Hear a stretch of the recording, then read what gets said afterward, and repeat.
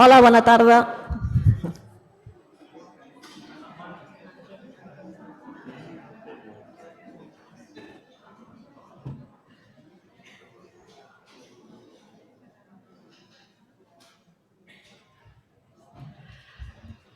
Well, good afternoon and welcome to this 10th edition of Archivists Without Borders. Very relevant edition because we celebrate the 25th anniversary of the association, and this is why we think that we need to focus this edition on the human rights and the conflicts nowadays, and also people who are suffering from wars and natural disasters, the pandemic and the economic crisis, two main threats, together with climate change and the food security, have had an impact on the most vulnerable groups.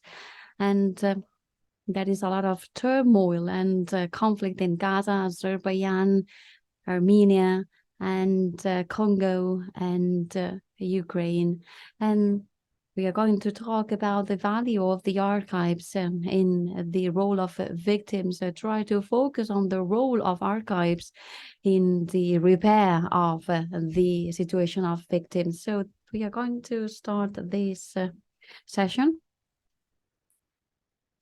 with the intervention of Mr. Kim Burras and Mr. Jordi Gifre. I will introduce Kim Burras, studies in geography and history, and a PhD degree in files and archives management. He's the representative of the archive department of the autonomous government of Catalonia, and also he has participated in the international archives of universities and has participated with different cooperation projects with Colombia, Peru, and Bogota, Quito, and Cali. Whatever you want.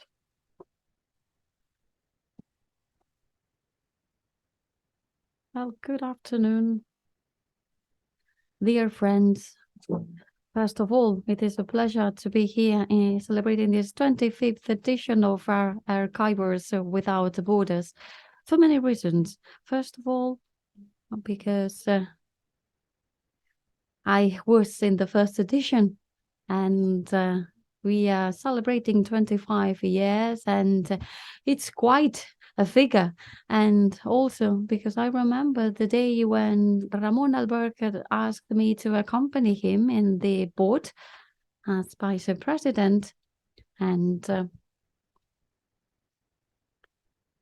I remember we signed the petition of the bylaws in order to do the different services in the autonomous government of Catalonia. Also because Archivists Without Borders Association was born in the municipality of Barcelona during the 90s. And after the first initiatives of a different project in Malawi, in Bogota, in Campinas, in Bosnia and Herzegovina. And when I inherited the role of main archivist, then we established different projects with Quito, with Bogota, with Cali. And then back then, we were accompanied by Archivists Without Borders. They were in charge of most cooperation projects, and there was a high demand of subsidies suffering from these deficits, and also because we wanted a cooperation model that was to be more stable. And then thirdly, because of the importance of the actions of the Association Archivists Without Borders in the international context in this natural disaster situation, and also wars, conflicts, and the transitions from dictatorships into democracies. And also because we fully believe that organizing the archives is something that is important about how to restore the justice in situations of conflict. Archives can be very useful when presenting facts. And also with the collaboration of other associations of archivists, this model has been replicated in many other countries.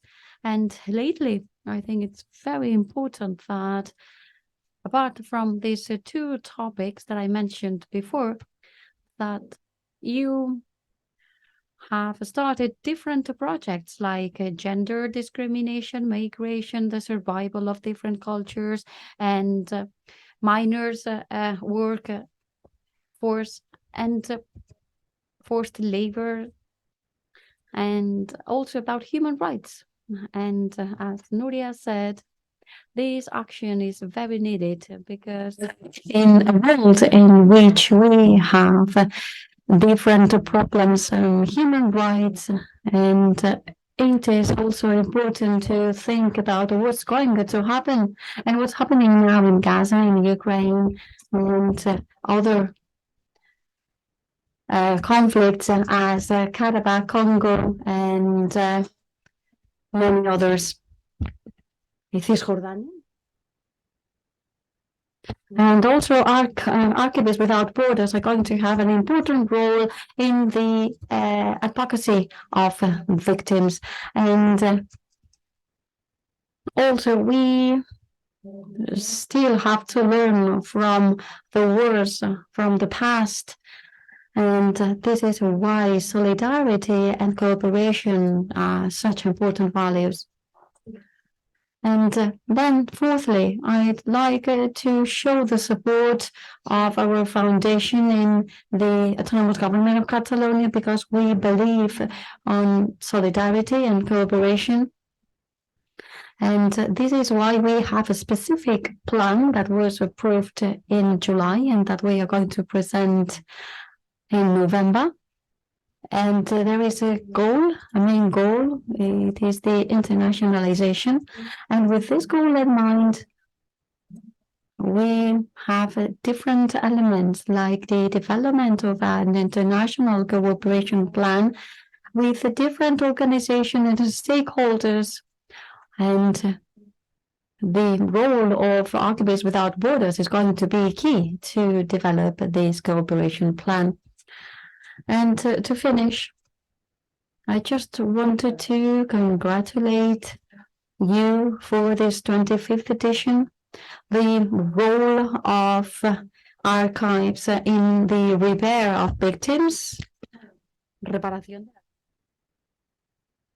and also these type of seminars are very difficult to organize, and we need a lot of people behind. Let me just finish congratulating you and also acknowledging all our colleagues that made this possible. The presidents, Albert, and also all the members of the boards and all the volunteers and people who decided to cooperate, and congratulations. And I hope that many more editions will come after this one.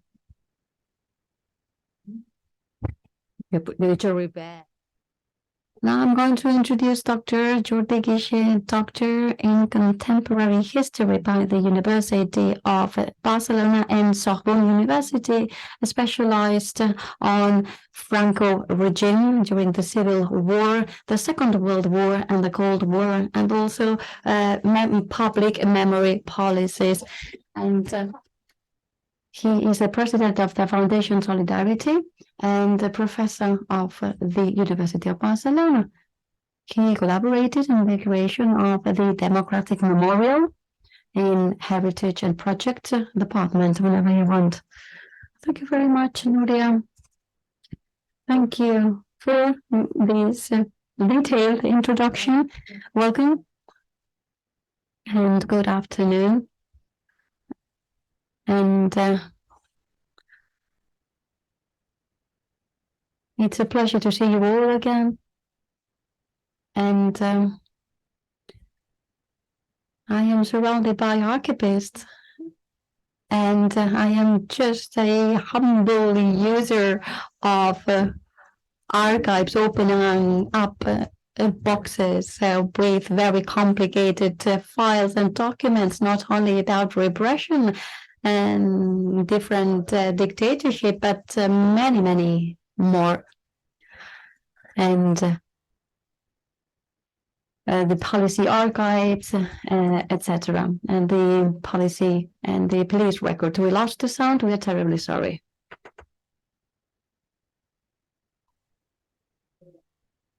We got it back. So there is still a long way to go and a lot of job to do. And also an organization as Archivists Without Borders. And you've been fighting with this social function and fighting for human rights and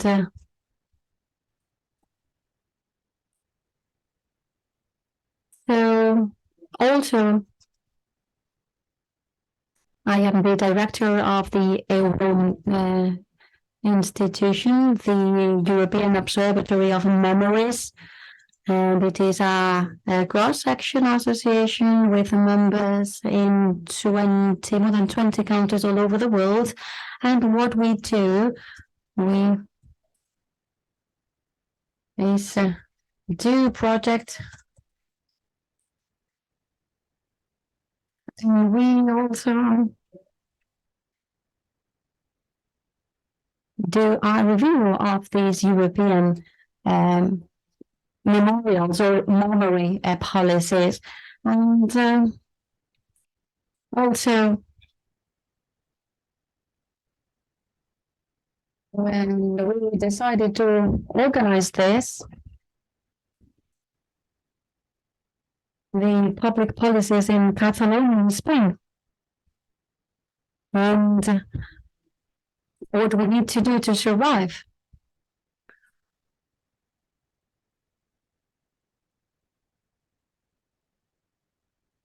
And we have analyzed the role of archives as a place of memory, as places of memory, preserving this memory, this historical documentation that is so important in a country like Spain, and also in Catalonia, with so many things that need to be stored, so to say. And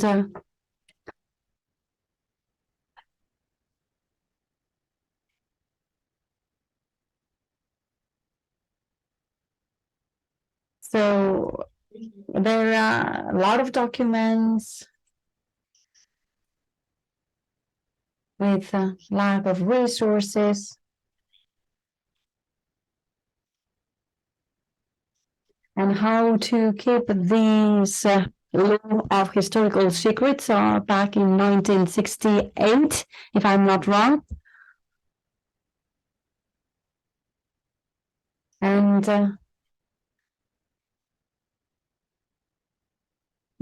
things that are published with lists of names during this time.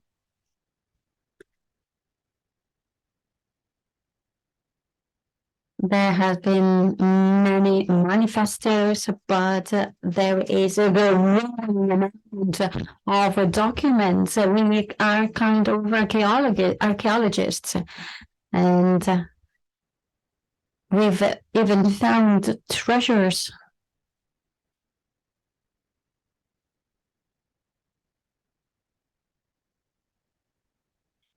And also, as users and activists in memory policies, and we are talking about these different laws and these 10 years of memory policies, and also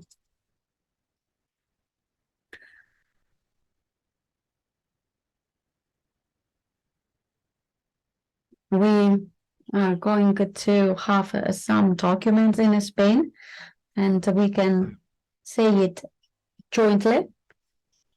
We have a lot of memory policies, the regional ones and the national ones. The Basque country, for example, has just approved a new memory law. So we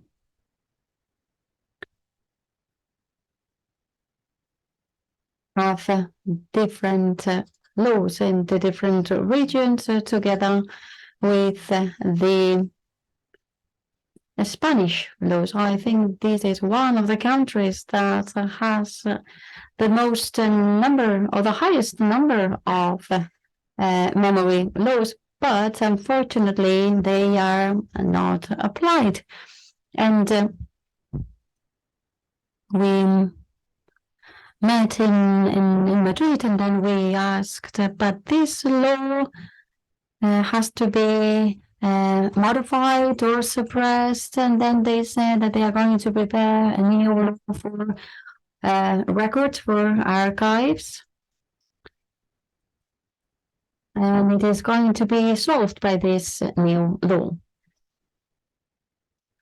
So open criticism, and we have these brilliant laws, and last week in the parliament they were talking about this precisely, and we are going to do some amends.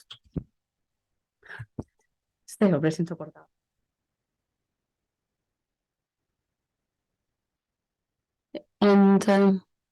we are going to do these amendments to these different laws, and but I don't know if they've asked you about these amendments. And what we need is an implementation of these documents through real policies. We need a budget, we need a government that executes it, and so on and so forth. And it is true that we were talking about this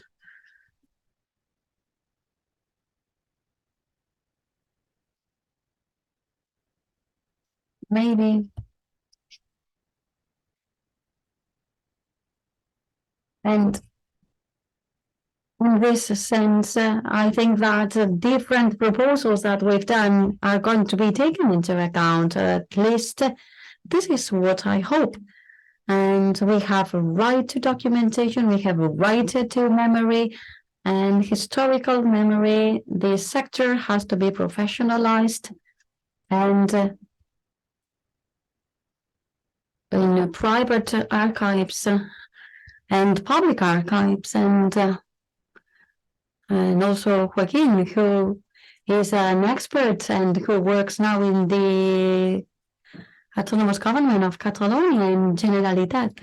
I suppose you're going to do a lot of things. Sorry for my long speech, and congratulations for your 25th anniversary.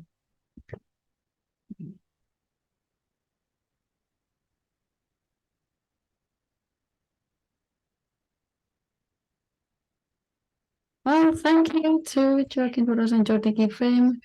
And this seminar celebrates the 25th anniversary of Archivists Without Borders. Archivists Without Borders was born in 1998 as a non-governmental and non-profit organization, volunteers who collaborate in the development of different projects of international cooperation in document heritage linked to human rights. We have here Ramon Alberco, founder and the president of this organization. and he has studies in history by the Autonomous University of Barcelona, director of the archive in Girona, and also head archivist in the Department of Barcelona. And he was also one of the co-founders of the Catalan Association of Archivists and the first president up to 1993. And he was also a subdirector of archive department in the autonomous government of Catalonia, and he was the director since 2010. He was a member of the International Committee of Archivists. And we also have Nuria Carreras with studies of history in the University of Barcelona and also in transparency and management of electronic documents, PhD. And she works in the Justice Department of the Autonomous Government of Catalonia. And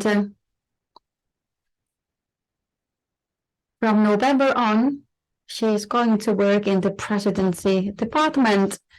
And she is a member of Archivists Without Borders, and she is a member of the board.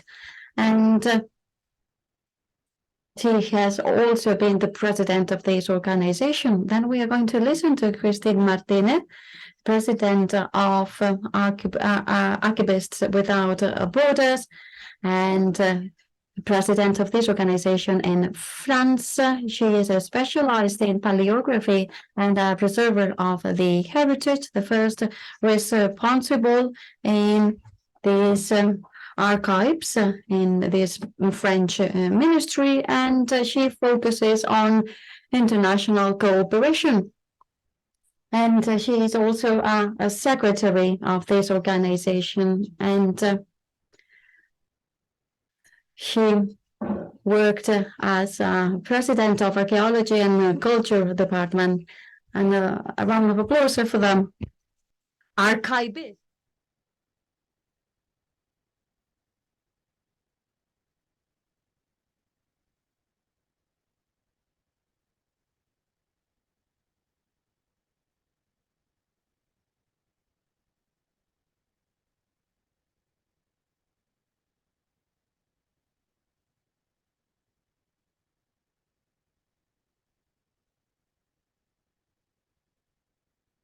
Ramon Albert will start the first contribution of the afternoon. We need him to switch on the mic. Well, good afternoon or good evening. So I am in charge of explaining in 10 minutes how Archivists Without Borders was born.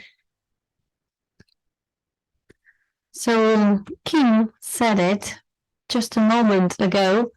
The municipality of Barcelona was the one in charge of founding this organization, Archivists Without Borders.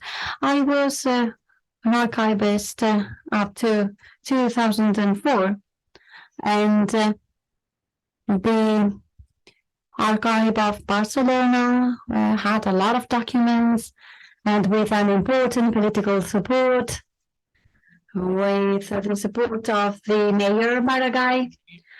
And then we saw that there was a possibility to do an international cooperation. So we reached an agreement, not a written agreement, but a formal agreement based on solidarity about international cooperation. And there was an international support back then. And we wanted to solve the situation of explaining and documenting, for example, the collapse of the dictatorships in Latin America. And then 85, the dictatorship of Uruguay, of Chile, of Argentina, of Paraguay, they all collapsed in the same time. And also Greece, Portugal, Spain, with Franco, the fall of the Berlin Wall, and the Socialist Soviet Republic of Russia, and the Balkans War. So the archives have to play an important role in these political transitions. There was a study coordinated by Antonio González Quintana about the repressive regimes of dictatorships, Stasi in Germany, Stat in Romania. So how these archives helped to do these transitions.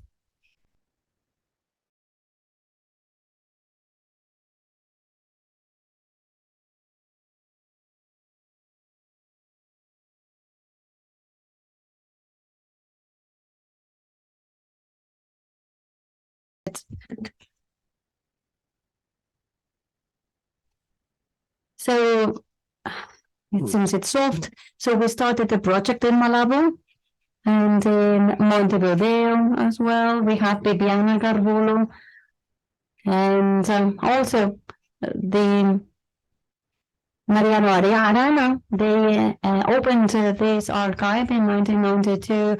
Also, we started a project with Campinas, and it was very complicated because it was a very difficult moment politics-wise, and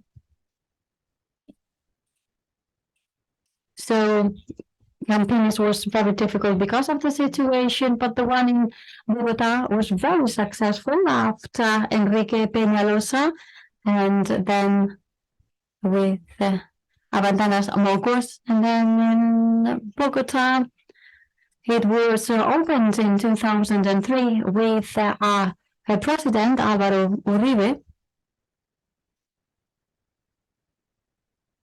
and then with Antanas, the mayor of Bogota back then.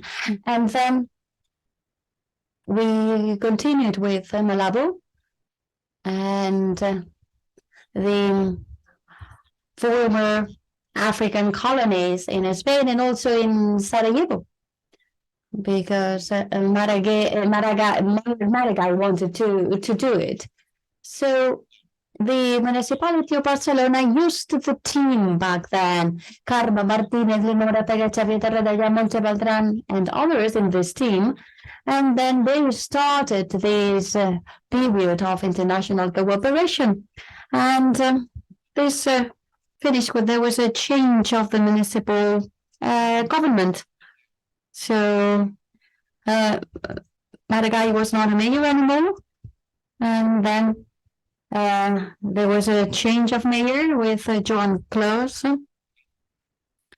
and in international cooperation, everything changed, and because Joan Clos, the new mayor, was too focused on the internal debt, and he was not as interested on these cooperation, international cooperation. So he reduced all the support that we had, and then the project in Bogota had to be cancelled, and all the others were cancelled. So we started thinking, what are we going to do?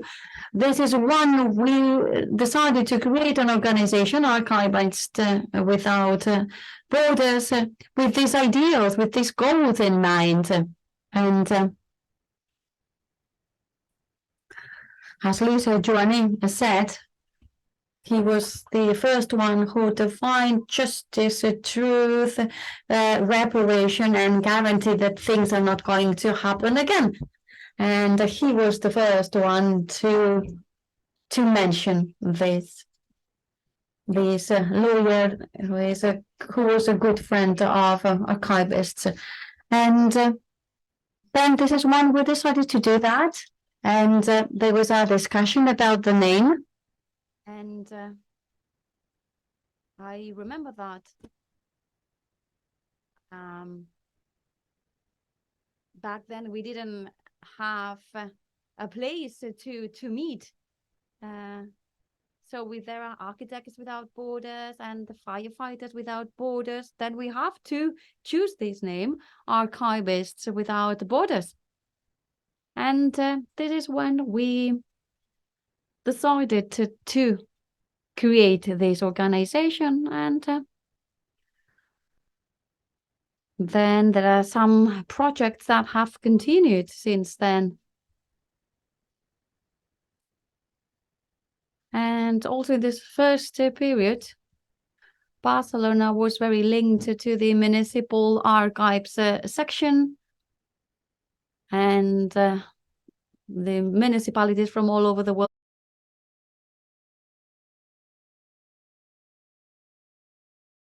I'm terribly sorry.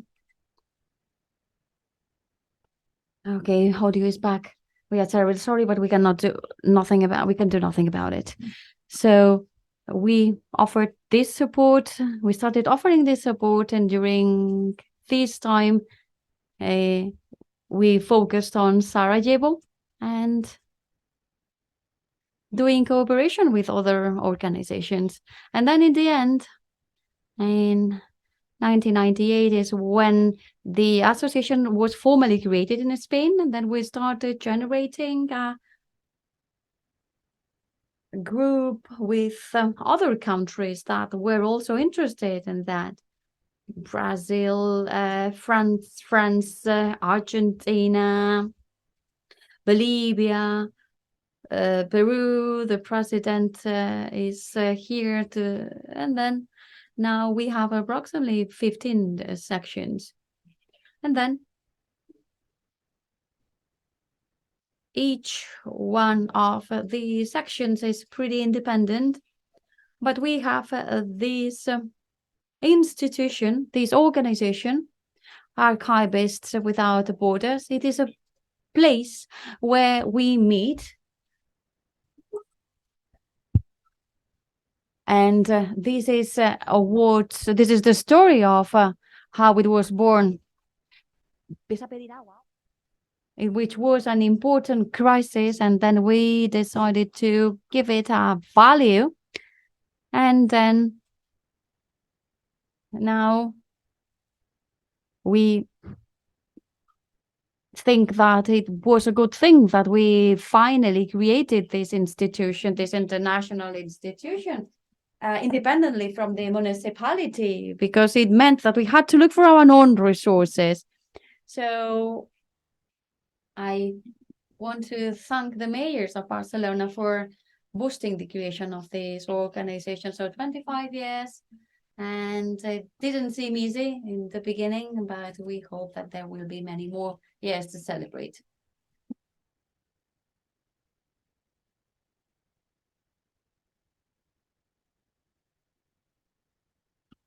I'm going to explain what happened after what Ramon explained. During 10 years, many projects were carried out, but then in 2009, 2010, the economic crisis started and the resources were cut down. We were very motivated, Mariana Corminas, Ricardo Ibarra as well. We thought we couldn't stop there.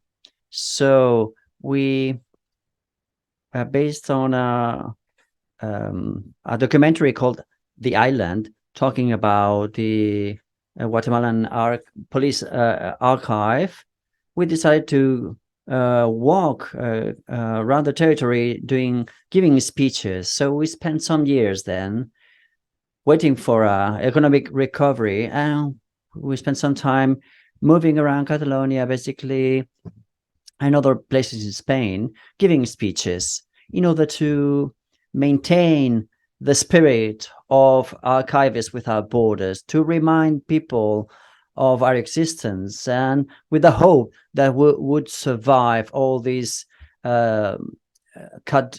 economic cuts and resource cuts. And we continued to do this work after these 25 years. Sometimes people try to communicate with us asking for collaborations, and we're not that many people, but we find it difficult to say no. We cannot say no. We cannot decline these proposals. And we're always available. Ramon, Fina Solar, Ricardo Ibarra, people who are always available, they always say yes to a collaboration. So this is just for you to have an idea of what it means to belong to an NGO like ours.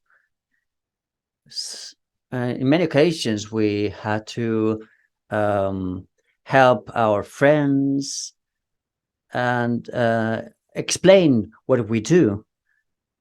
But now they know what we do. And on top of that, we collaborate. When you say that you collaborate with an archivist organizations, they say, okay, is that a reality? Is that a thing? And this is what we wanted to continue, in spite of all the hurdles and obstacles we may find in the way. After 25 years, we want to continue our work for many more years.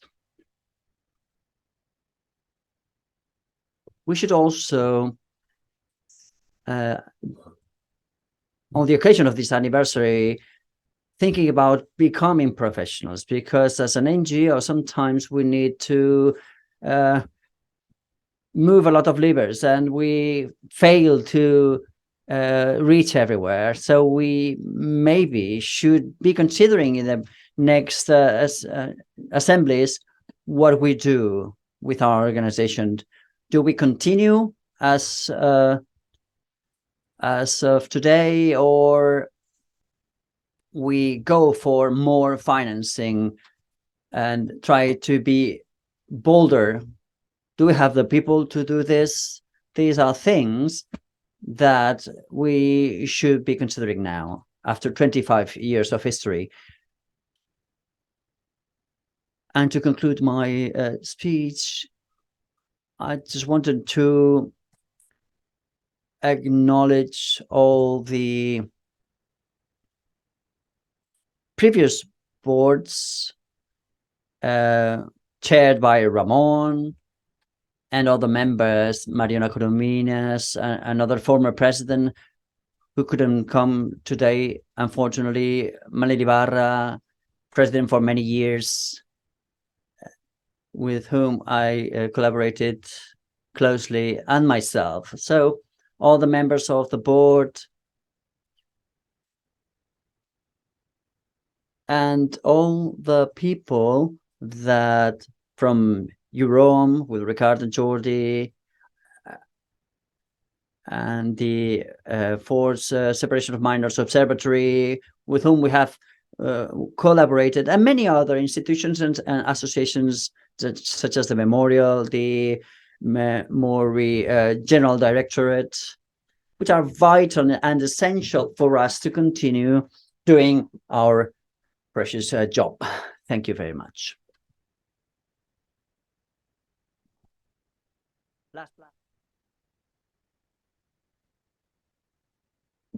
And now, Christine.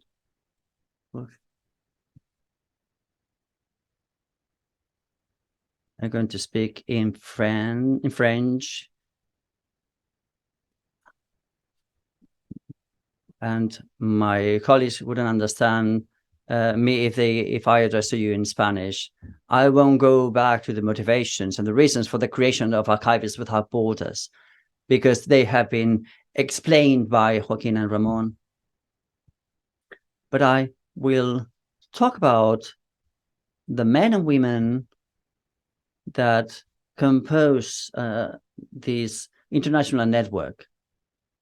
We have talked about solidarity and cooperation. We are a network made up of men and women which have solidarity. It is a personal commitment, therefore.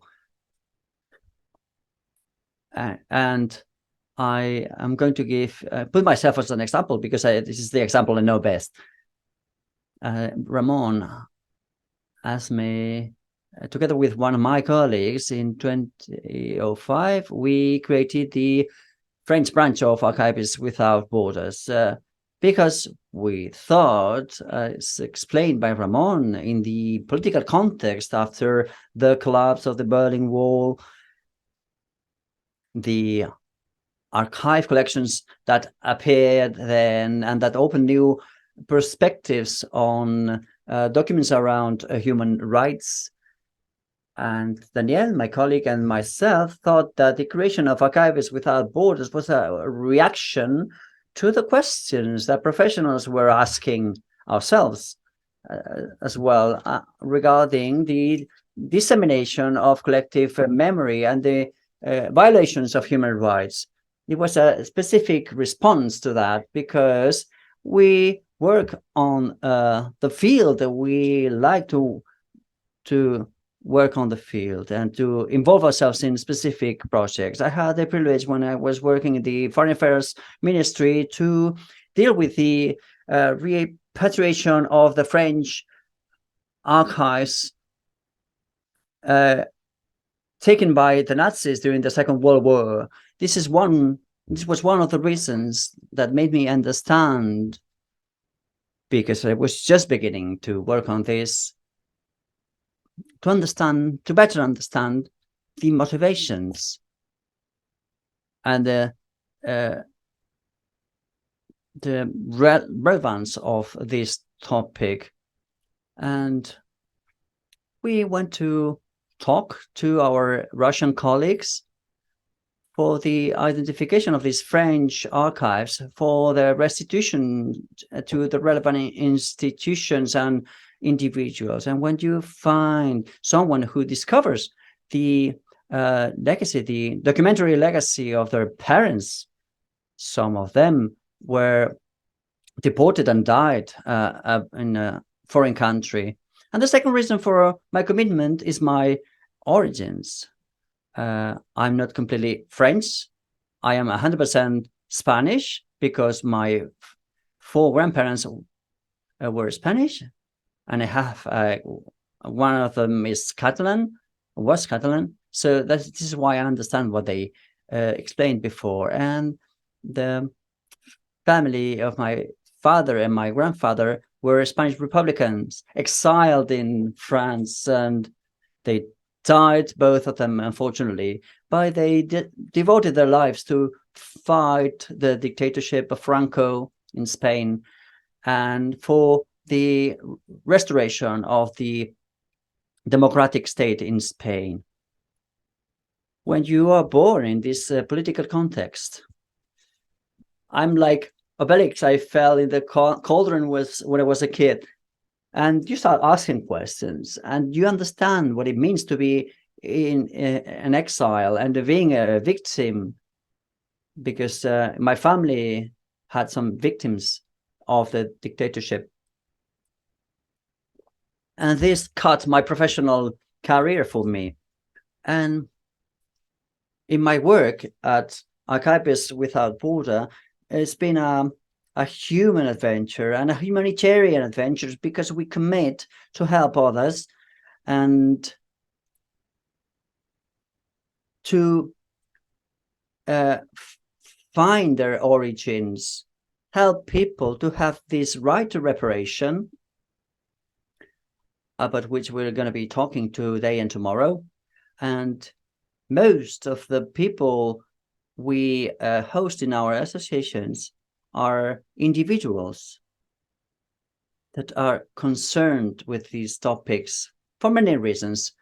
So being an NGO is a personal commitment, and proof of that is that When we go on a mission, we do this during our weekends or at night. We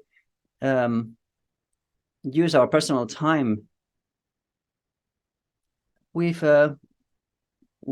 talked about our 25th anniversary, but should we be happy in a normal world? Should our association be needed? Is it normal that we have to take the place of the public authorities when protecting essential documents that document violations of human rights and to demand the right to reparation and to fight corruption? In an ideal world, archives should be accessible, well managed, available to all, because they are the base of a democratic state. And this is why we exist. Our ultimate aim is access to information, described by Ramon before. But we need to reflect. And I think we are still needed. And the proof of that is that during the recent months, we've seen manifestos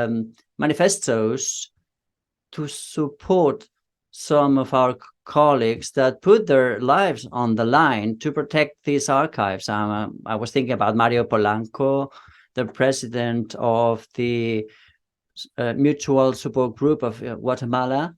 He was accused, among other things, of false documentation, because his association has archives and they make them available to Reparation Justice, these documents that allow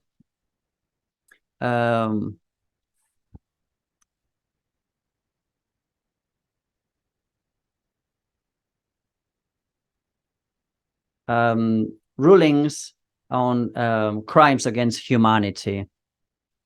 Also, another person exiled in Argentina because his archives have allowed several cases to be brought to justice for crimes against humanity. There are pictures and documents documenting these violations during the dictatorship. This is just a couple of examples, and we have a lot of work to do. This is why we must remain hopeful.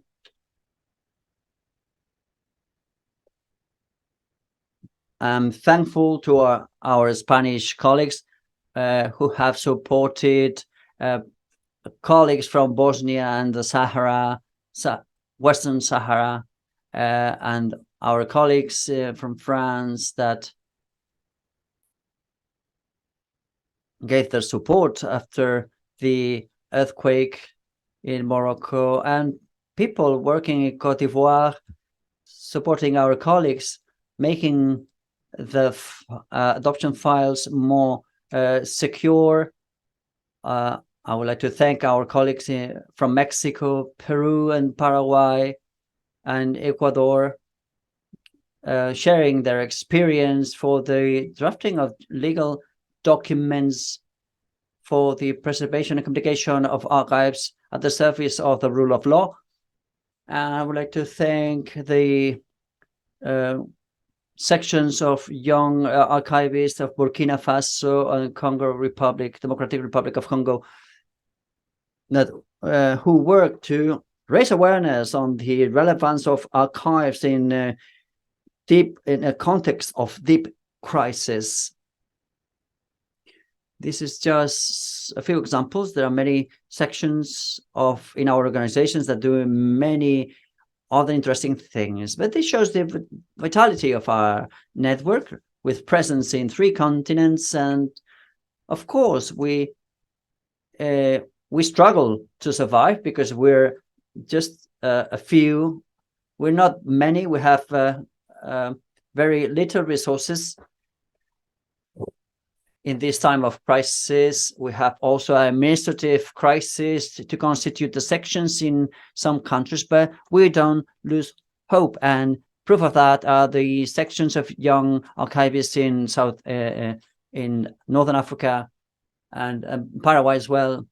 And I encourage you to support us, to follow us, commit yourselves, step out of your comfort zone. And I hope that in 25 years, we don't have to do this calling again, because this will mean that we are in a better world. Thank you very much.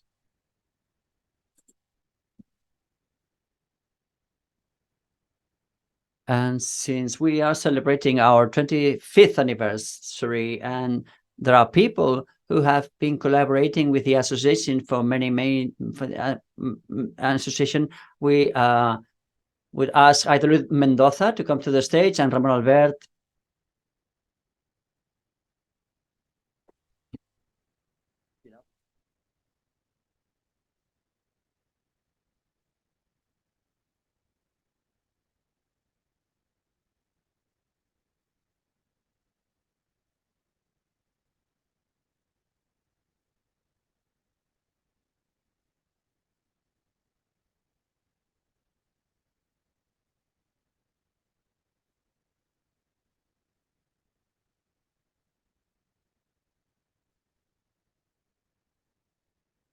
We are giving them a commemorative plate because for their work during these 25 years in defense of human rights.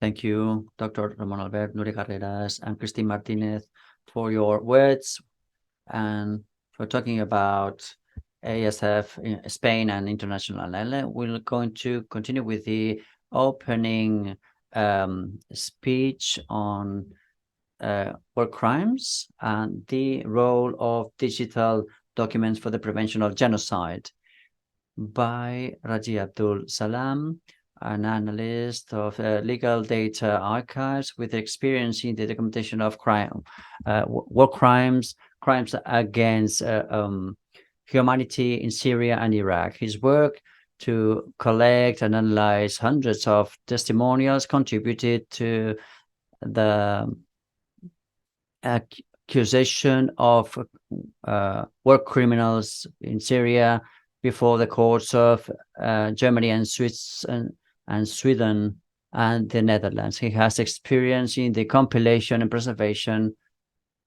and analysis of issues regarding human rights and international litigation. He's an expert in investigating violation of human rights, validating testimonials, and tracking the chain of custody of the evidence. Thank you. You have the floor.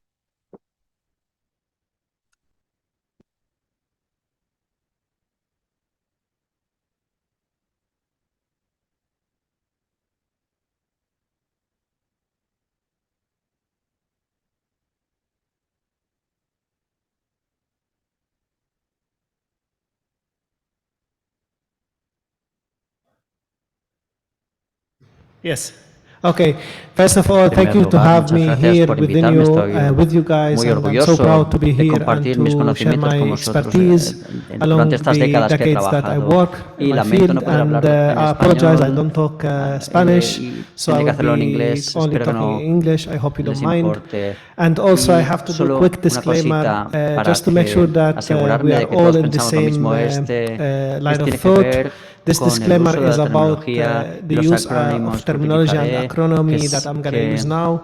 That is que el based, archivismo, como sabrán, es un archiving is a campo multidisciplinary multidisciplinar. field, and I will not go beyond the three major fields or disciplines that I am accustomed to use. That is collective memory, documentation, and informatics technology. Basically, I made sure to limit myself to these things because when we use the word archiving, it's a huge field. It's a multidisciplinary field, and it's very has so many uses. My little expertise are only in the three fields within the last decade. So I'm going to limit myself in this. What I am good at basically is making sure that when we are documenting a certain information, and my knowledge comes from something called human-based testimonies. And what I do is called the closed source circuit archives, because there's also something that you are familiar with that called open source archives or open source investigation, and aka OSINT. This is also an amazing field, and it has so many expertise, also a multidiscipline within that field. And it goes beyond my expertise to something called the human intelligence. I'm not going to talk about that. I will make sure that to limit myself as much as I can in archiving human-based testimonies. So just to also tell you the objective of my work, the objective of the work I do is to make sure that the archived information itself, after being documented and verified via something called the CCC methodology, that means correct, concrete, and coherent, systematic action of repeating the actual information via the actual sub of the supportive evidence and the actual witnesses within a certain incident that we are documenting. The documentation that I work in adhere to two major standards. One is based to litigation, so it has to meet a certain minimum legal standards of chain of custody and other things, and the other part of collecting the actual memory for the sake of the victims or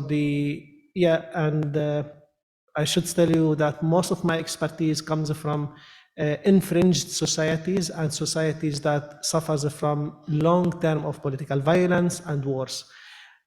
So basically, most of my expertise is about atrocities, human rights violation, and how to use archiving in a way that this archives will be helping people to access justice first, accountability second, and preserve their right in any point in their choice of time or event to access such justice. For example, in Syria, people cannot access justice inside Syria. For that, we went for universal jurisdiction and international criminal court and other international entities, quasi-judicial entities. But we kept also the right, in case a certain event would happen, transitional justice comes to Syria, these people have their testimonies and supportive evidence to support their cases being preserved to endure time and other events, so they can access justice if they wanted to in a certain time. So this is also one of the biggest challenges that faces me when I'm trying to archive things, is to make sure that the actual logs, the digitized logs, and this is something that I'm trying to also introduce, that archiving now is a digital process. And it's not so complicated, yet it's so complicated, because the actual testimony that is being digitized by itself, a human-based testimony, it's not this paper document anymore. It is a transcript that is being kept in an offline, online. It depends on the protocol that you are using to actually archive a certain testimony. For example, for reasons of secrecy and confidentiality, all the metadata and even the verification of the actual testimony, it comes to geolocation and other things, we keep it in a way that it is separated from the actual testimony itself, and we keep the testimony in a empirical form so we can use it for a later analysis at a certain point. All of this, basically, it has to adhere for certain processes. I will not be very technical because I don't want to bore you. I'm an introvert, so this is my heaven, but I know that it's not everyone's heaven. And as my colleague said, this is how the rat libraries think. This is the reality. So I will go back to my discussions and the sharing of the experience that I want to share with you.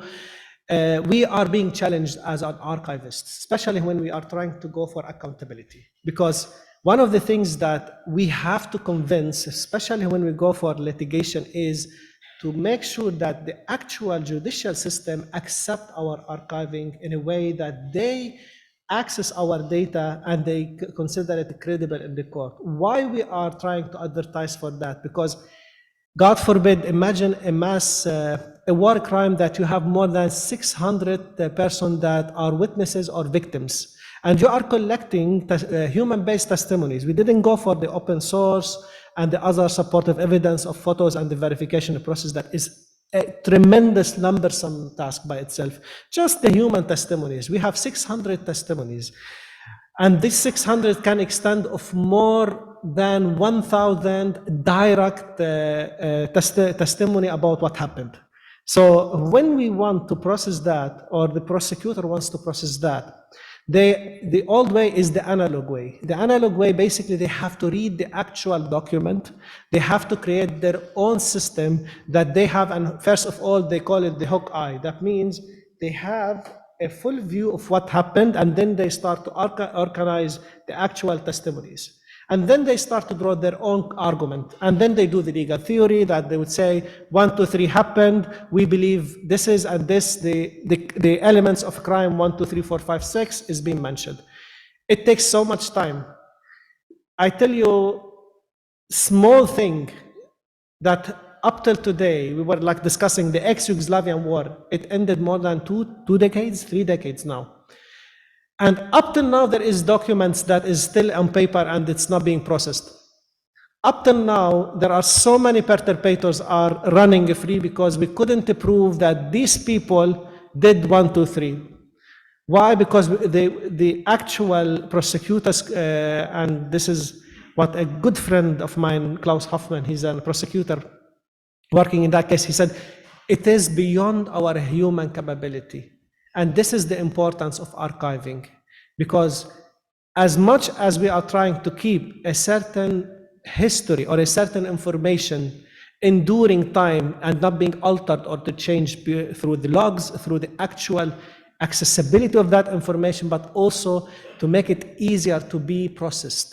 And this is one of the things that within our fields and when we do the digitization of the actual testimonies, is to make it easier and malleable for the actual processing when it comes for hundreds of testimony. And for that, we can start to use statistical sciences. As I said, archiving is a multidisciplinary science, if you want to use, or field that went beyond the humanities to bring elements from outside humanities. We are using statistical theories like superimposition when we treat the actual testimony and we break it to elements of a crime, and we superimpose the actual element on top of each other to see, is this action being repeated? Is this action being is following a certain sequence, so it is systematic? That means such a war crime started to be a pattern. A pattern raises the potential that this is not a war crime anymore. It's a consistent act. It is a pattern. It's a crime against humanity. If we can discuss its intention behind it. My job to make sure all of this is easier and malleable for the actual prosecutor to be able to process it, for the actual journalist that is writing a certain document, who he or she can access this to name and shame the people who did these things, to make sure that they have a concrete data, that after 10 years, this information is being kept with a clear chain of custody and log of entry on it. And this is the most powerful things. What makes big difference beside discussing an intention of someone want to genocide another population is the ability with the intention to prove that this population cannot recover from a certain action that happened to them systematically as a whole or as a part. And this is one of the biggest things that happened in ex-Yugoslavian war, by the way. Now, before 7-8 years, we were saying with the confidence a genocide happened. Now, because we have so much lack in the way that is being archived, it's a very old analog archive, not all the data is being processed, and the actual damage we couldn't measure because we couldn't make our archive sensitive to events and time and can endure events and time. And this is also something very important, because when you show that there is direct damage that happened, but there is also an impactful damage, and this can only be shown when you record the actual events and how the population is dealing with it.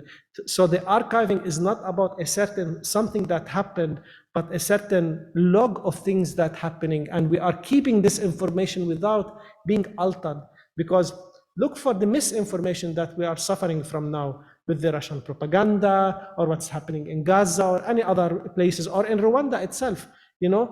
What happened is the narrative itself started to being altered by providing what they call it an alternative information.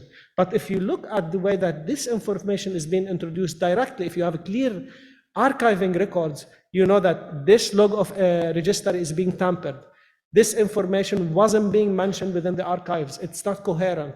So as much as you do the documentation CCC, you bring the actual element and you run it and you see. And this is the importance of archiving.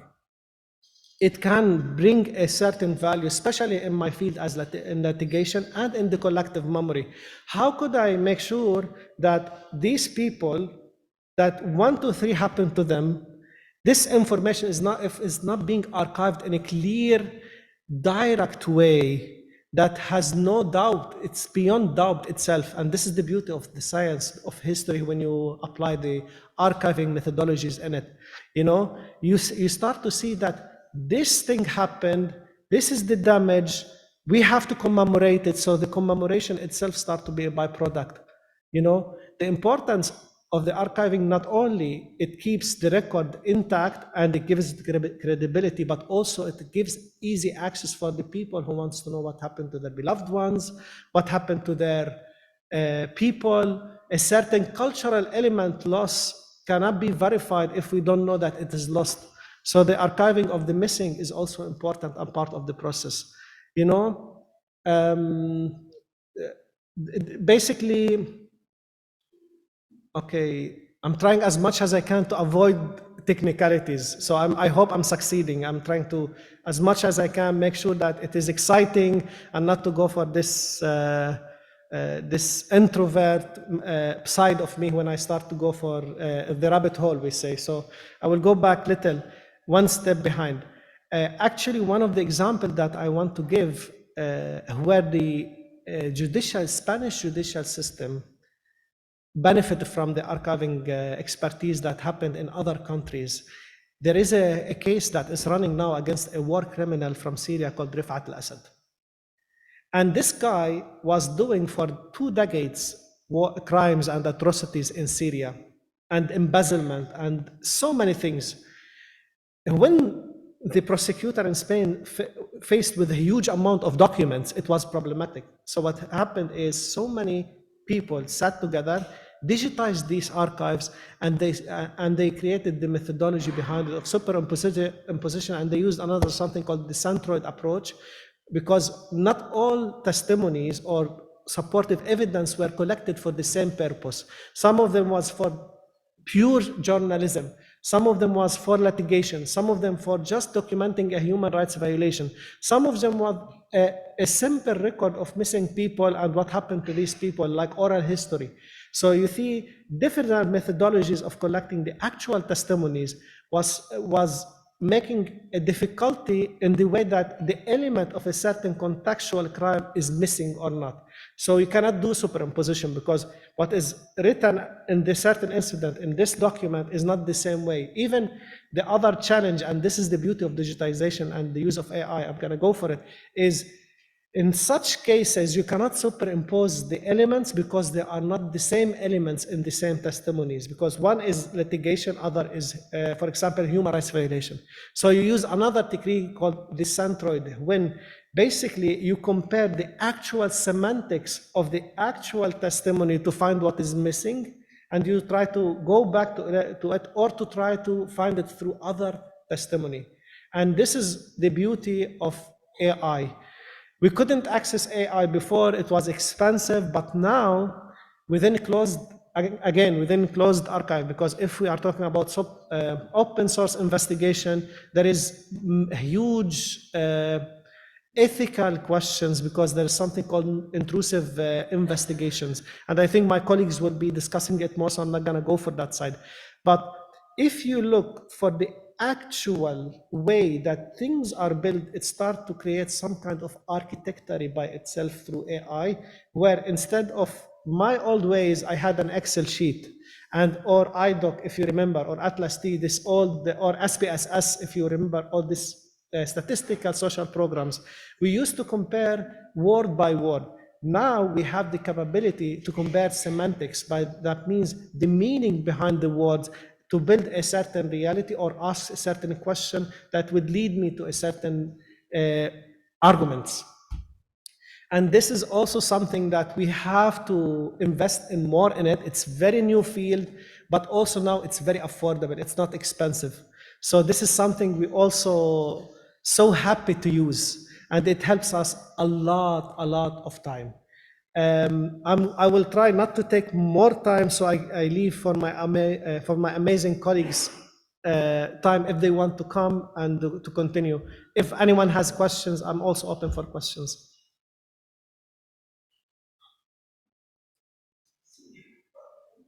Yeah.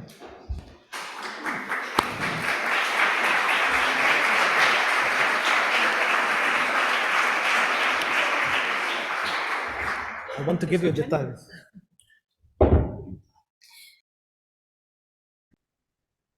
So thank you very much, Raji, for your words. And now we give the floor to this roundtable, the different speakers. We have Raji Abdul Salam and Edith Rodriguez and Montserrat Bailak as a moderator. Montserrat Bailak has studies in documents and librarians by the University of Librarians, and she has also studies in English philology by the University of Barcelona. She works as a documentalist of the Catalan television. She's also a professor of the University of Barcelona, and she is a member of the Association of Catalan Archivists. Whenever you want. Well, good afternoon. So I would like to, first of all, thank our two speakers. Thank you for what you do. Thank you for being so generous and honest and for helping people and do it in a very precise way, in a very generous way, and also helping victims with your commitment. We've talked about the international crisis in which the information of conflict comes from different sources.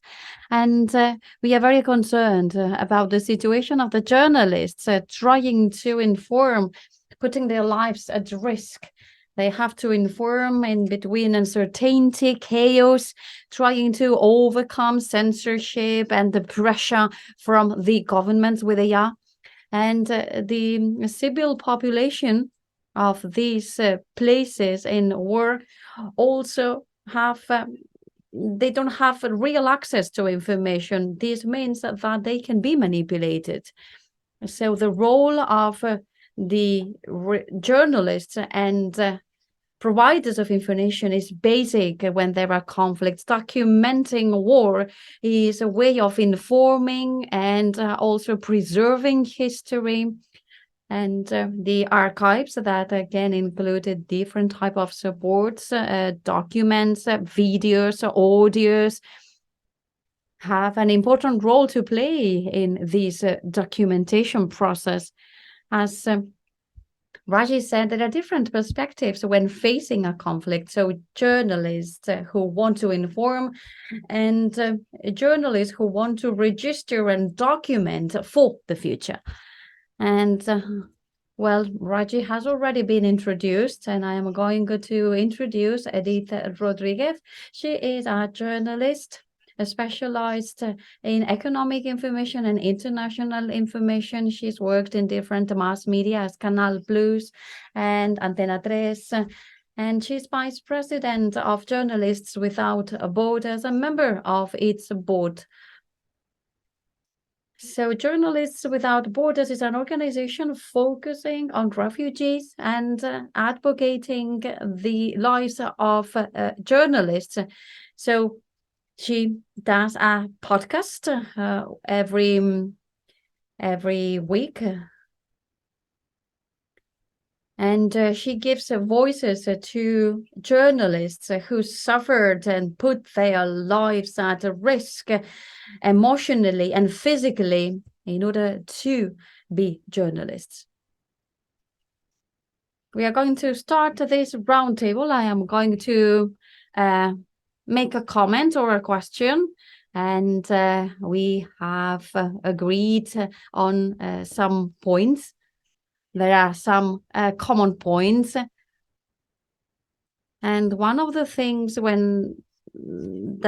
read an article from Janine Di Giovanni, our colleague from Raji, that says that she took notes in her books about the war in Bosnia, and she presented them to the international courts, and they were not accepted.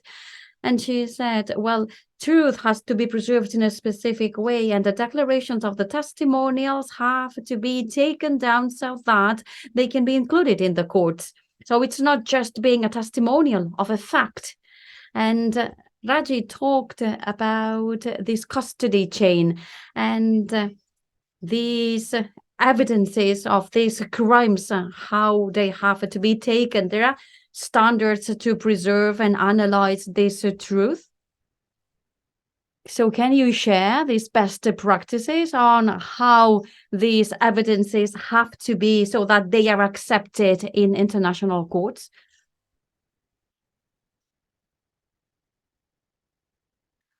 Well, first of all, good afternoon. I wanted to thank Archivists Without Borders for having invited me. I am so welcomed. And congratulations also. And I hope that you can celebrate 25 more years. I'm going to switch from Catalan to Spanish. I am a daughter from a French archivist, and I still have things at home with weird codes from my mother, and you are all members of this profession, and I am kind of an outsider here. I don't know if you know the job of Journalists Without Border, and we basically, as Mons said, we are an organization advocating by the right of journalists to do their job. And Christine mentioned the access to public information is something very important to us. This gives information about the status of our democracy, and we support the freedom of press. Talking about best practices, well, I was thinking about today's session, so we have different fields of action, and we should collaborate more, but the journalist does not have the same approach. And we don't think that we are going to be testimonials or witnesses in an international court. So we don't know if we are the ones to do that. But although we have our own perspective as journalists thinking about Gaza now, so maybe we should take into account that the information we provide can be used, and maybe I will have to be a witness in a court, and I will make this collective memory. So which are the best practices that will not change my role as a journalist? So there are some techniques that are pretty easy and advisable, like, for example, the consent of the sources, and we can identify the sources, the different types of formats we can collect, metadata, and images that support the information we are collecting. I don't know, faces or signal, road signals, or all sorts of elements that can give a context, the interviews to the victims, of course, with their consent, which is basic to us. And sometimes we need to explain what we are going to do. I was talking to some colleagues in radio, and we have victims of war. They explain a very dramatic story, and then they can only be shown in TV during 30 seconds, and they have the right to know that they are going to be used only for 30 seconds. So to inform the sources and they are well informed, that they have the consent, also to be precise with evidence, and taking into account that this has to be able to be admitted in an international court, and also we are victims of surveillance, and they are spying on us. There is a specific software that is being used against journalists, research journalists. So we try to store all the information in an encrypted way, and in our devices, and anonymizing, using different applications as Eyewitness is a good collaboration example, and all these different best practices that we might use to establish a bridge between our two fields, right?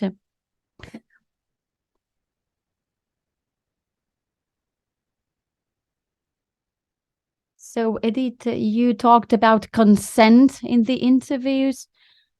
These would lead us in ethical considerations. This is how we call it. Which are the red lines that we cannot cross when we are recording the testimony or a testimonial of a victim? It's a question for the two of you. Do we have to press to obtain a specific information? So the information is more important than the victim and their suffering, their traumas. And so to what extent can we exercise a pressure on the victim to obtain this information? And do we have to share all the information that we collected? Are we the ones that are going to censor things? To inform the victims so that they can assess the risks, which are the red lines that we cannot cross. Well, in the end, they are not written. There are some deontological codes that are respected from my perspective, from war journalists. War journalism is very committed, and it is not politicized in general. And it is very respectful. If we think about this type of journalism, we can remember these images, and they are very respectful. So this brings me to what's going on. We can see very shocking images because the press is not there. Is images from citizens, recorded by citizens in mass media, because the press is not there. Because the press, it's not that they filter things, but they have their role, and we are very concerned about that, about this situation, because there is no information. We don't have, it's like a blackout of information. We do not have access to victims in Gaza. There are a lot of journalists that are certified in the Israeli border, and they are Palestine journalists working for local outlets or for international outlets, CNN, CBC.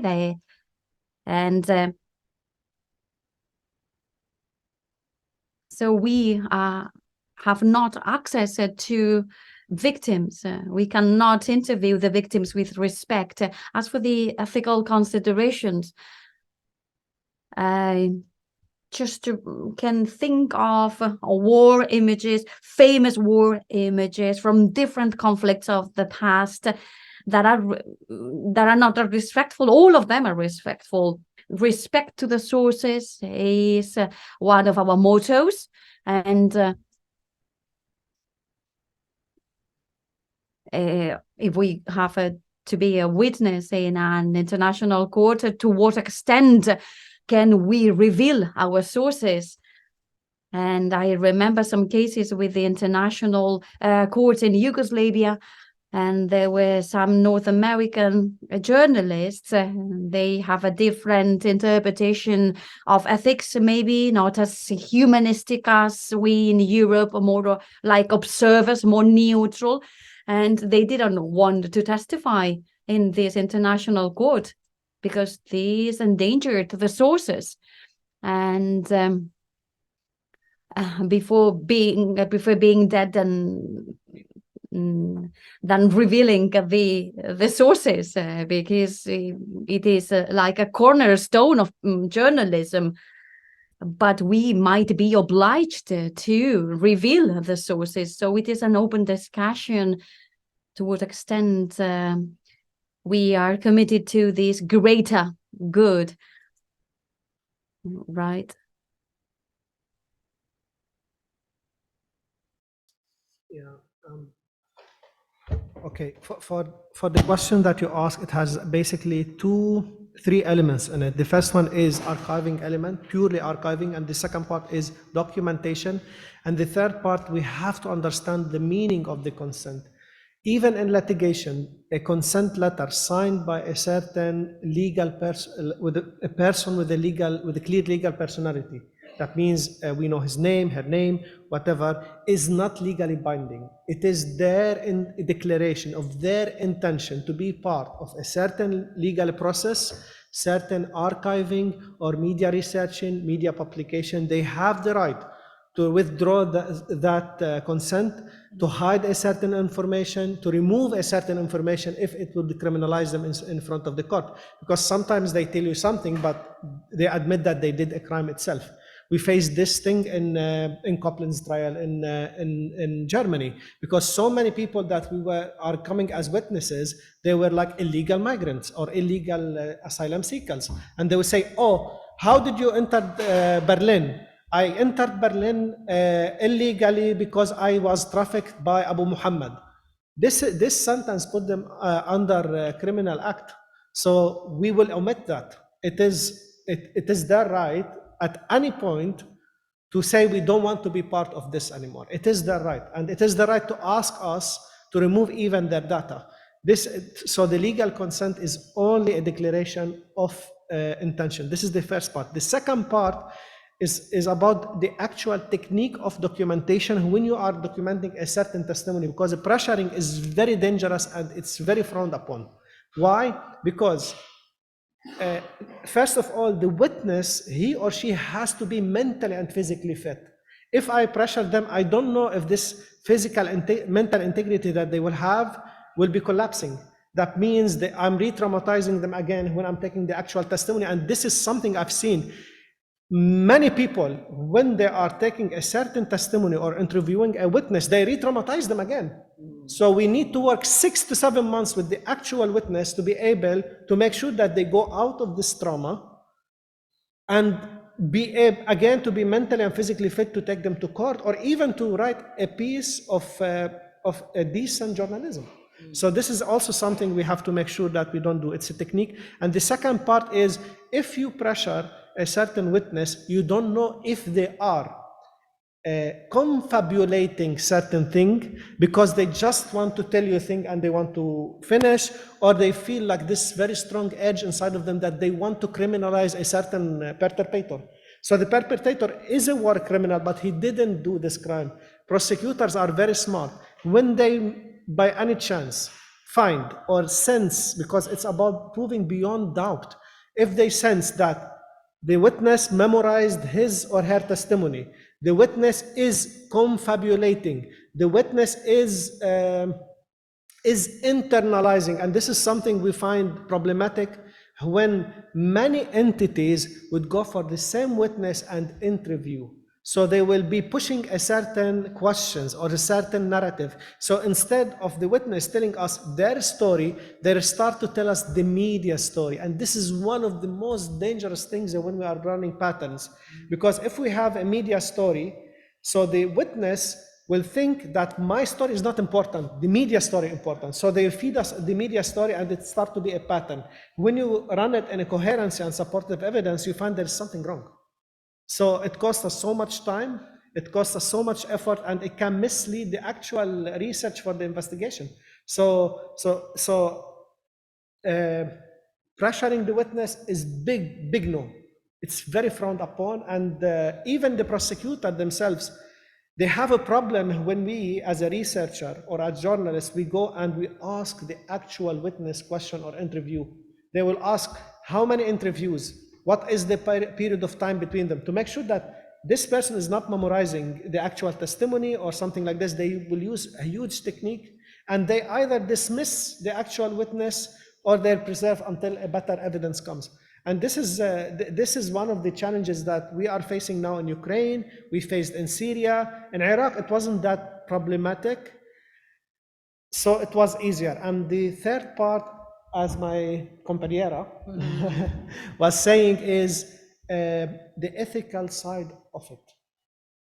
And here, there is a big line in any practitioner when you are working in a field like this. It's called do no harm.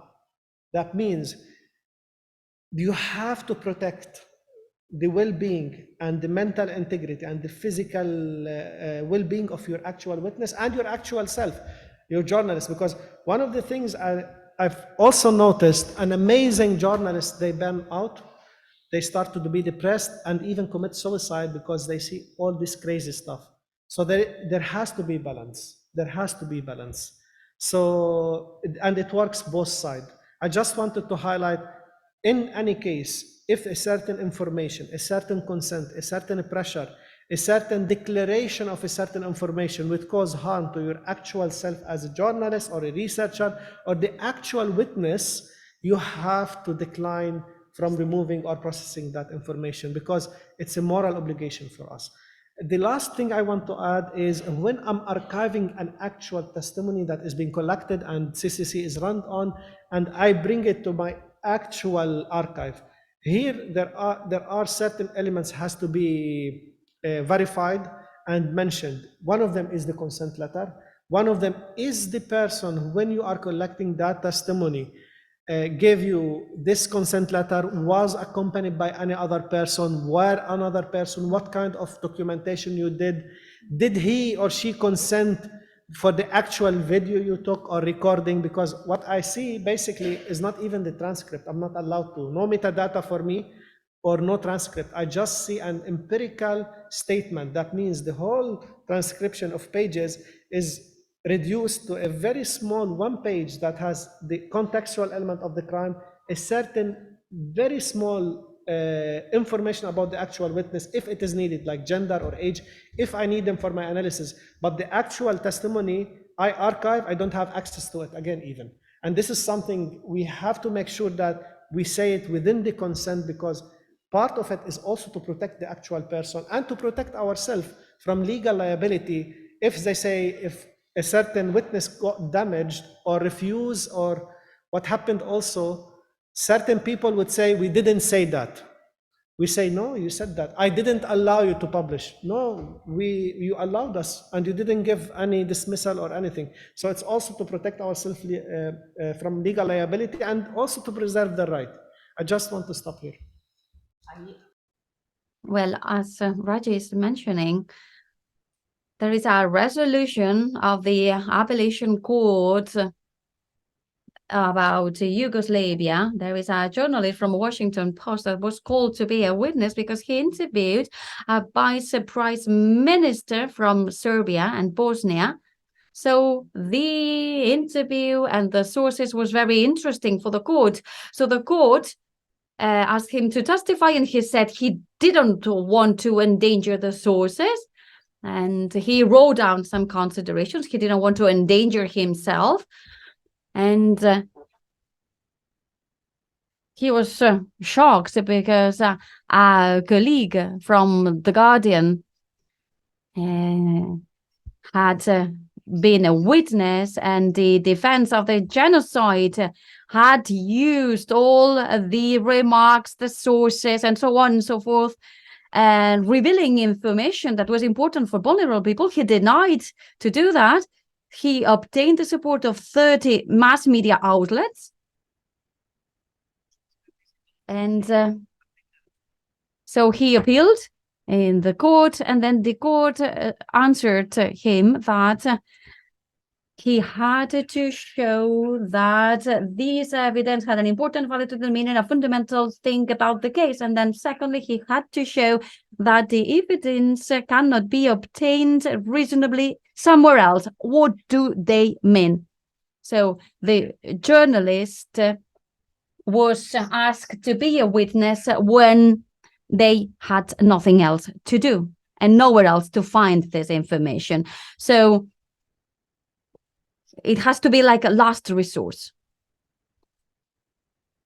And you mentioned that now in Gaza you are not allowed as journalists, and the only images that we see are images by local Palestinian journalists recording, or from civilian citizens.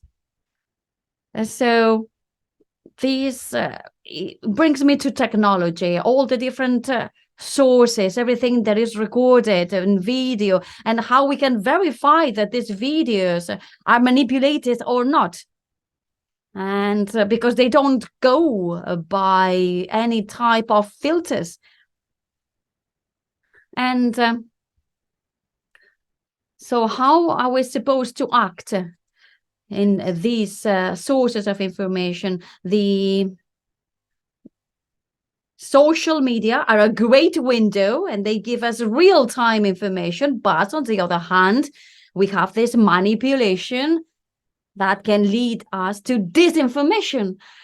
So also, as you said, Roger, that you have this volume of information that you cannot read, you cannot digitalize. And maybe technology and artificial intelligence will help us to treat these big volumes of information. Well, as for the social media, it is true that I call them fecal media instead of social media. I'm sorry for the word. And everybody is shouting their own perspective. And from our perspective of consolidated democracies, and we know it that in the countries where these human rights are not respected, they are big windows of this social media, because there is not freedom of speech. So what's seen in social media are big windows, important windows. In China and Morocco, we can see this information through the social media. But, you know, it also has a very bad face, the social media, so to say. And we are witnessing the situation in Eastern, so we can, in the Middle East, so we need to verify everything, and we don't know because we are not on the field. And as I said, the war is being covered. The Palestinian journalists who are civilians as well. And in the first week, 7 journalists were killed. In this last days, 19 have been killed, 10 doing their work, and 9 at home, being bombarded at home. 50 mass media outlets have been destroyed, and there is an evacuation order as well. And the government of Israel, in this emergency of a state, closes outlets like Al Jazeera, for example, that is very useful. So we are very concerned, and there can be a total blackout of information, and then this disinformation. And there are 2 main cases: the 40 beheaded babies, horrible, and also the attack to the Al-Hakli hospital. In both cases, they are saying that, no, it was you, no, it was you, no, it was you. If there was international press there with their teams being able to check everything and take pictures, we would know right now who did it, when, and how. So Israel is interested in not having witnesses. Israel does not want to have international journalists there.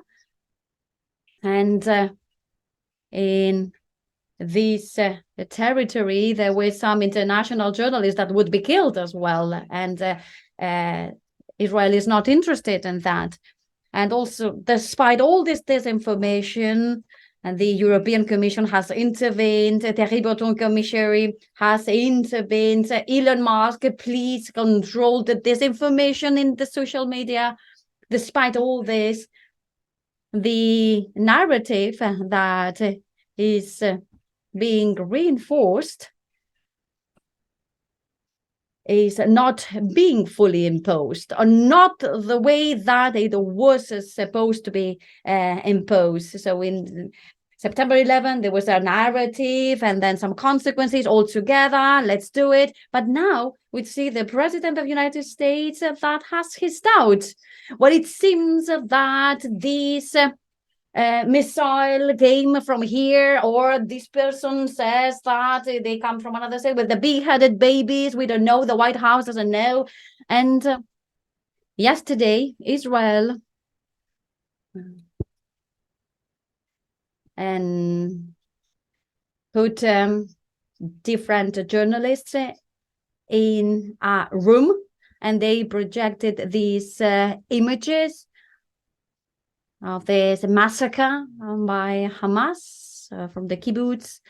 So the journalists couldn't bring their own cellulars. They couldn't ask questions. They could only see the images. I think it was an attempt to fight the perplexity, because they are not being understood the way they want to be understood. And I don't understand this perplexity, because I also wonder if it would make sense to collect evidence, because we will never see Israel in front of an international court, unfortunately. Oh, thank you for your words. As a Palestinian descendant, I have total respect for you. Yeah. Just to go back for the actual, this is the domain. Your question goes for the domain of something called the open source investigation. When you have an actual footage, or what we call it supportive evidence, that could lead or signifies a certain crime happening. So this is basically takes us to a very unique discussion that usually we talk about. The most destructive form of documentation is a bad documentation with a good intention. If you have a photo that has no metadata, I can't trace its a chain of custody, I don't know who took it, there's no geolocation on it, it will cost me so much investigation, OSINT investigation, open source investigation, to trace it, where it was published, under which time, under which social media, under which Telegram channel. It takes a huge amount of effort because it was documented in a bad way. So I don't have the metadata of the actual document. So instead of helping, I create a huge amount of data that is non-verifiable and need even something called authentication, when you have to see if the actual document, photo, video you have, whatever you have, is authentic. That means it's not being tampered. Now I have to take it to someone called forensic auditor that would make sure that the video is right, the sound is right, and all of this costs a huge amount of money. Usually the prosecutors in such cases, they just preserve it because there's no chain of custody. And sometimes the evidence itself is so well documented, but the way that it's being brought to the light is not right. Someone stole it, someone found it. So you don't have the actual consent of the one who did it. And this is also non-admissible in the court, by the way. So the biggest challenge here is to make sure that people who are bringing the actual document using a program like Eyewitness, for example. Eyewitness is beautiful. The only problem is it does not go for iPhone because data protection things, but Eyewitness makes sure every photo, every video you take is having a clear metadata stamp on it. That means when I want to submit it, it's easily verifiable for me. The geolocation is obvious. The actual information about the phone or the machine that took it is obvious. Even if I retweet it, I can still trace it because Eyewitness keep record for it, So this makes things easier for me when I want to know what happened in the hospital. All of this would help me to architect the actual scene of the things that happened. And this is take us for something called forensic architecture. It's a very pioneering, very artsy sometimes, and it costs so much money, but it can lead to a non-disputable evidence within or argument within the court. And one of the things that the Israelis or even the Russians do is to make sure to create the doubt, because if the evidence is true, if you create doubt, if you document it right, in a wrong way, it is non-admissible, or it will be kept until another evidence comes to light to support it. And this is something I've seen the Russians are so good at it, by the way. They bring a real photo of something happened and then they report it in a very bad way. But even the bad reporting by itself is dangerous, because 440 babies, no one believed it. They were asking, where is your evidence? So the actual reporter was saying, I heard it. Just saying this word, it changed it from primary source to secondary source, non-admissible in court. She has to experience the actual thing. She has to have the proof within her, So this is also something why journalists, when they have transcripts or books with them, did you collect a consent? Did you verify the actual legal personality of the people that you talk to? Because in human reportings, it's all good if you don't mention your source. You can hide it. But in a court, you have to bring the source, and the source has to agree. So all of this would, instead of help, it would be either non-admissible or preserved. And of course, if I am afraid of something, either I implement it in a very bad way or make sure that it is non-verifiable. And this is what is happening in Gaza.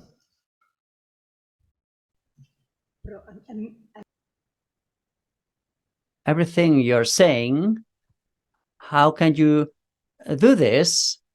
How can you apply this on the place of conflict? How can you record a testimony while you're thinking on metadata, how you're going to encrypt this? And you're in a situation of risk. How can you do that? How can you think of all of that while you're doing your job?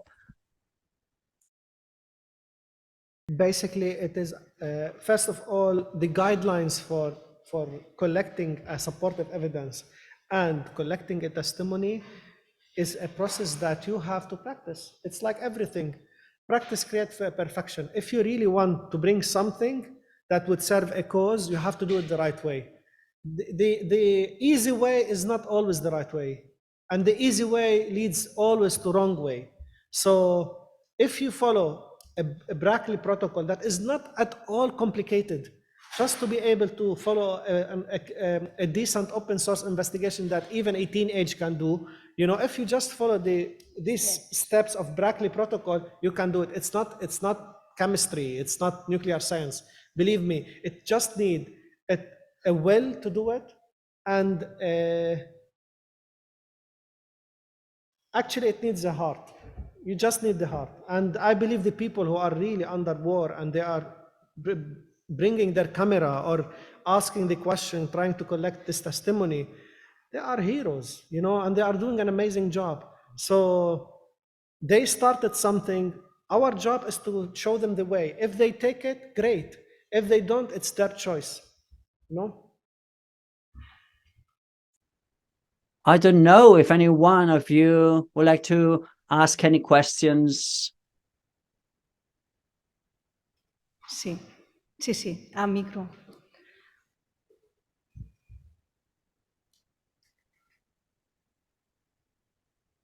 Thank you. I have several questions for both of you. Raji, I would like to know more about the process of information collection. Do you base it on specific networks to gather these testimonials, or do you do it yourself? Do you go yourself to get these testimonials? And another question or a suggestion? We've been talking about ethics, deontology. As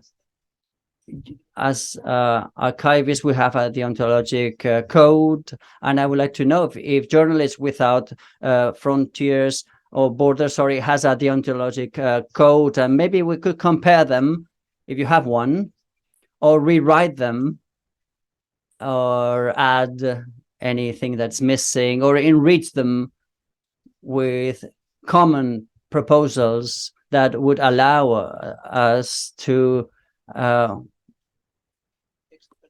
base our work on a text that would set the limits and that would allow us to work better. And one question for Rachid, the process you follow is something you base on a model? Are they modeled or and transformed into best practices you can share? Okay. I will just try to rephrase the question to make sure that I'm answering the right question. So the first question you asked me is, do I go and collect the testimony myself? I do sometimes when I am related to the conflict in a way that I'm not subjective, but usually what we do is we train the actual population. We give them the skill. Like, for example, in Syria, we train the actual Syrians, journalists, first aid workers, you know, people from embedded within the community, because first of all, they don't have the cultural barrier I have. They have the best outreach. At the same time, they are serving their own objective regardless of what I want them to collect, you know, because they have to have the sense of ownership.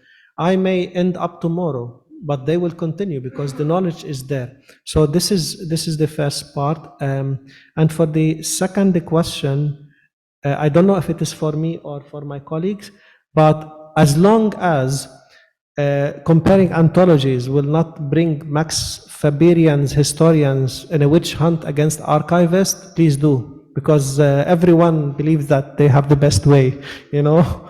I hope I didn't insult any historians, by the way.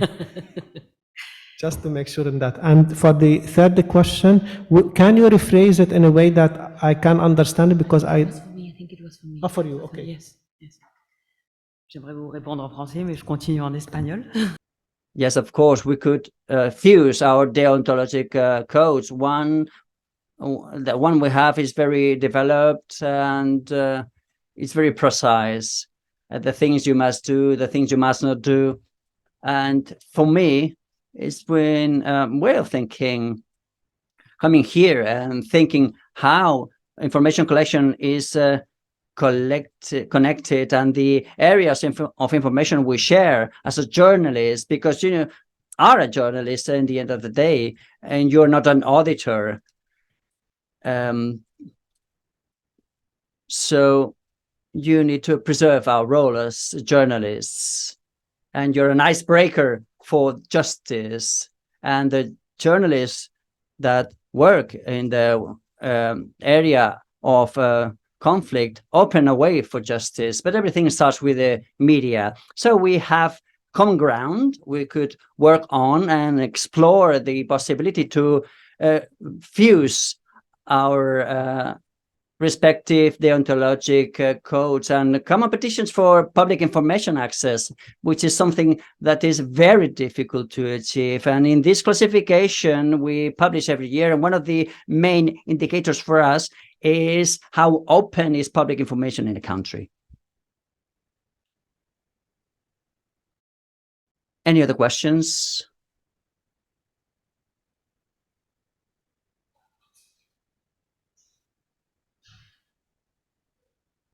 Well, this question is for both of you. Rashid, you focused on metadata. You spoke about metadata on the information you collect, but recently archivists are concerned with the preservation, the long-term preservation of information. I would like to know what's your experience or opinions on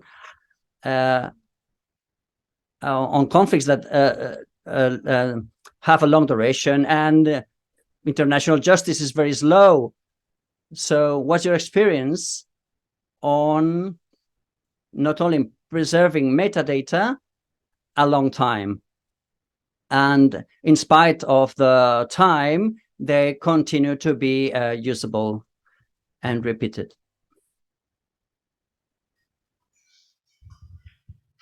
Thank you for the questions. Basically, the first thing I started when I started my speech, if you want to call it speech, is to do a disclaimer. And within this disclaimer, I made sure that my acronomy and terminology goes directly to answer two biggest challenges, is to preserve and the information by itself in a way that can endure time, and also the metamorphosis of the actual event, because the other thing that it has to endure the event, because a certain information that tells me about or signifies a certain reality or a certain image or a certain information, this information is being changed, you know? So my type is to record it at that time in a way that is clear and preserved. So the metadata would be my print. If a certain event related to this information comes, I put it as a different sequence, and I keep it with the new metadata, and I keep it with the new metadata. So my log of entry and registry always have a clear time and event stamp on it for the certain event, or for the sometimes for the certain information if it has a multivariable parameter changes, because you don't have the exact information, sometimes the exact time stamp or event stamp for the same information, but you have to record both and you keep them both. So the way that we keep is we make sure that our capacity able to endure such influx of information, and to make sure that always the time record of that one, or the timestamp you want to name it, and the event related to it, or the event affecting it, is always obvious and can be shown and can be traced. And the entry log that I am doing for that event is clear, and the one if someone else do it is also mentioned and is clear. So I hope I understand your question and I answered it right. I had a question as well. All these documentation and information you are processing, do you preserve in a digitized format? Do you do a backup copy? Do you have these copies in different countries just in case? For me? Okay, yes. Basically, the best technique is to create what I call it the mirror. So basically, all of our data, it has something called the sensitivity of data. Some data, it's not allowed to be in any whatsoever online digital form. It has to be in a digital form, offline, and kept away from me. The only people who access it is the legal team when they are building criminal complaint. Why? Because it's very sensitive. And the other thing is I create mirror. For example, I have mirror in a Dropbox, for example, one in Google Drive, one in Atlas T, one in Cipra, one in WZ format, for example. And how I share basically is through something called Mentra. Mentra basically is a tool that we created. It's like SPSS and like Atlas T. If you use these tools, but Mentra is an AI empowered tool, and one of the abilities that it gives you a graphical representation for the actual archive you have. If you put a certain variable, for example, I want to touch about torture in certain areas where the sequence is choked, electrified, and killed, for example. So I would ask it to give me a graphical representation. So the graphical representation will be replacing the actual encryption, but at the same time, anyone using Mentra with a similar anchor of data, he can take my form and he directly can compare it. So the actual graphs can tell about the pattern rather than tell the other entity about the actual testimonies.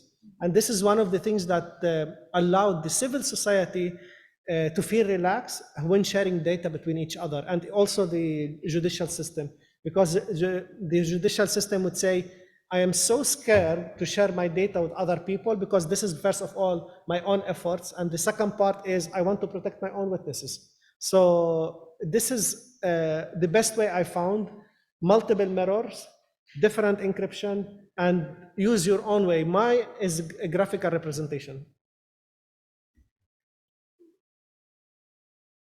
Any other questions? Well, so we finished this session with this. I've never said this before, but I would like you to stop doing your job, because it would mean that we are in peace and that no one is threatened. But in the meantime, you're so useful to us. Thank you so much.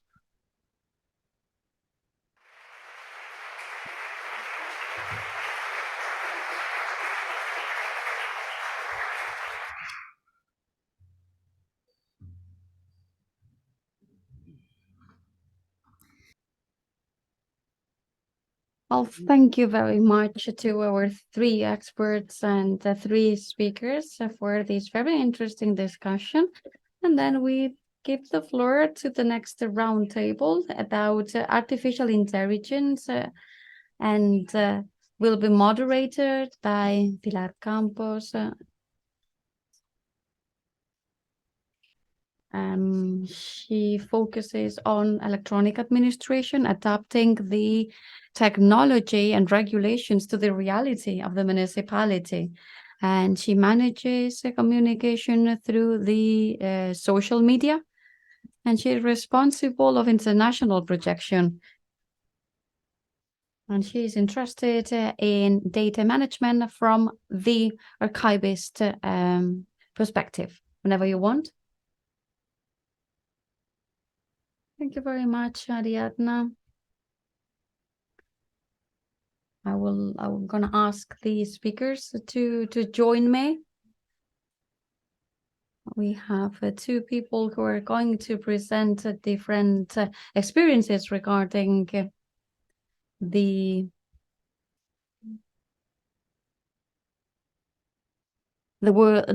human rights and archives. Luis Mendoza Navarro, first of all, she is a doctor in law and public policies, director of the General Archive in Peru, and now she is a professor in different studies of the Universidad Católica Centro Cristale. She's worked as a consultant for different institutions, and she has participated in different international events. And she is in the profession and association and different associations, and she has participated in different projects in Latin America in the Interpares of Artificial Intelligence, and she is the president of FS Peru.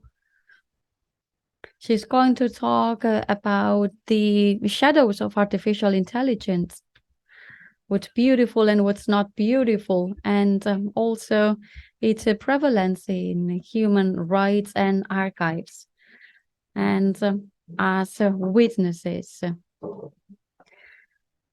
So first of all, her experience, and then Gerard Corbella, and then all the questions.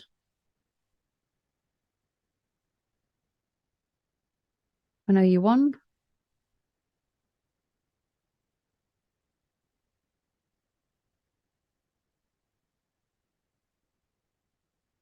Good afternoon.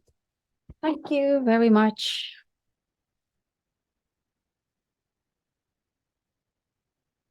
And congratulations for this 25th anniversary.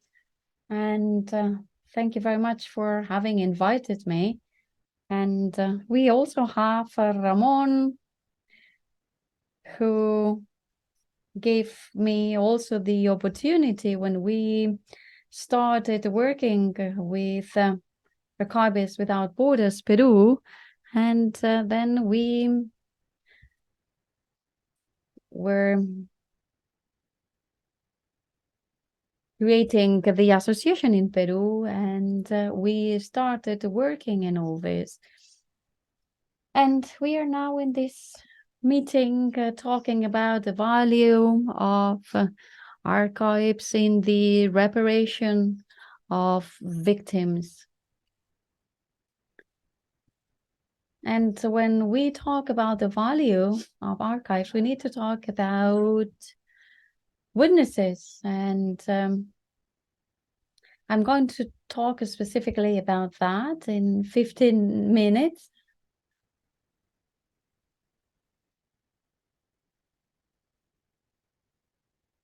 And about human rights and artificial intelligence. We have to check two main aspects: the right and ethics and the law. These are fundamental things that are important to take into account when we talk about artificial intelligence. And also using this new tool. And in human rights, our concern are the evidence. Precisely, we are talking during this edition. Every day we have better solutions with artificial intelligence, but we need to take into account the human rights because they are fundamental rights. And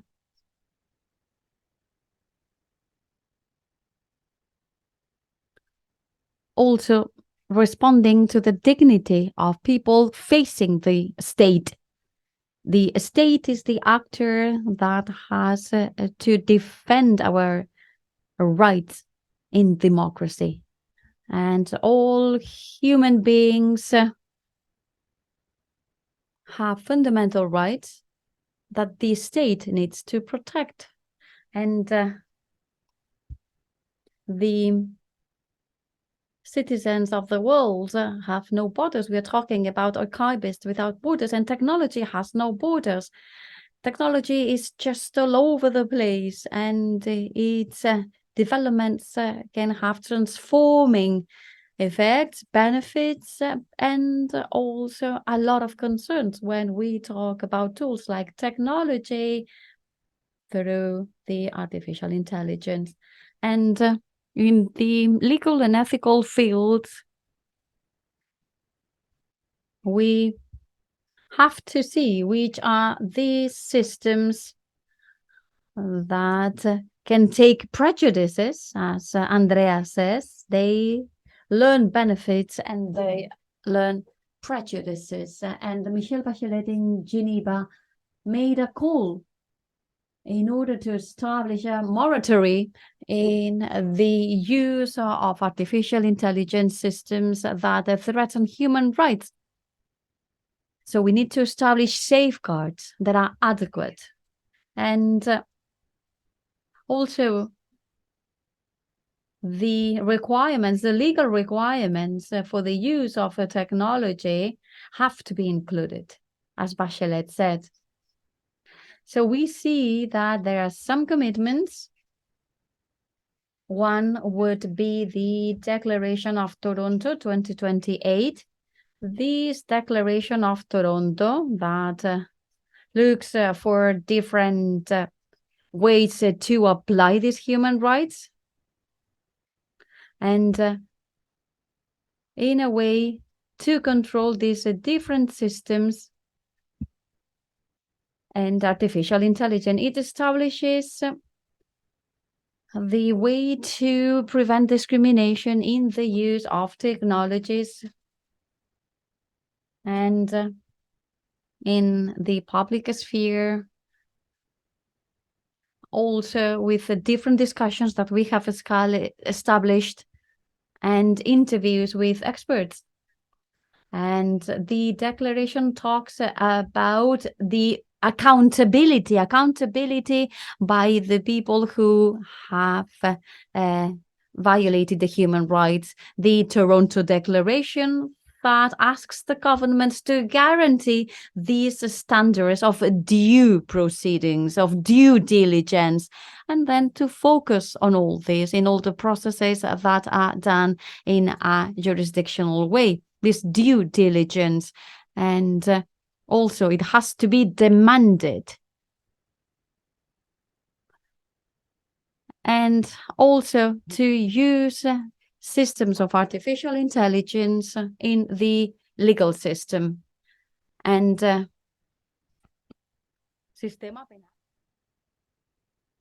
because we need to offer accountability, as I said before, risks of violations of safety and security by these artificial intelligence systems that can violate these rights and having access, non-authorized access to personal data. So we wonder where data come from. It is of high quality. These software systems are designed to have these controls. And which are the goals of the artificial intelligence? Which are the problems that we can solve with artificial intelligence and that human beings cannot solve and control? So we talk about artificial intelligence, we talk about machine learning, and there are some ways to control it because machine learning learns, but it copies, but don't learn. And the guarantees and principles, fundamental principles that are fundamentally in these societies looking for justice. And how are we working and taking the different aspects into account of ethics in order to minimize the risks? And also, we have different technical reports and the rules are being developed. The subcommittee is also working with the technical committee to find different methods to map terminology, concepts in this automatic learning. And statistic, engineer, artificial intelligence, data science, and so on and so forth.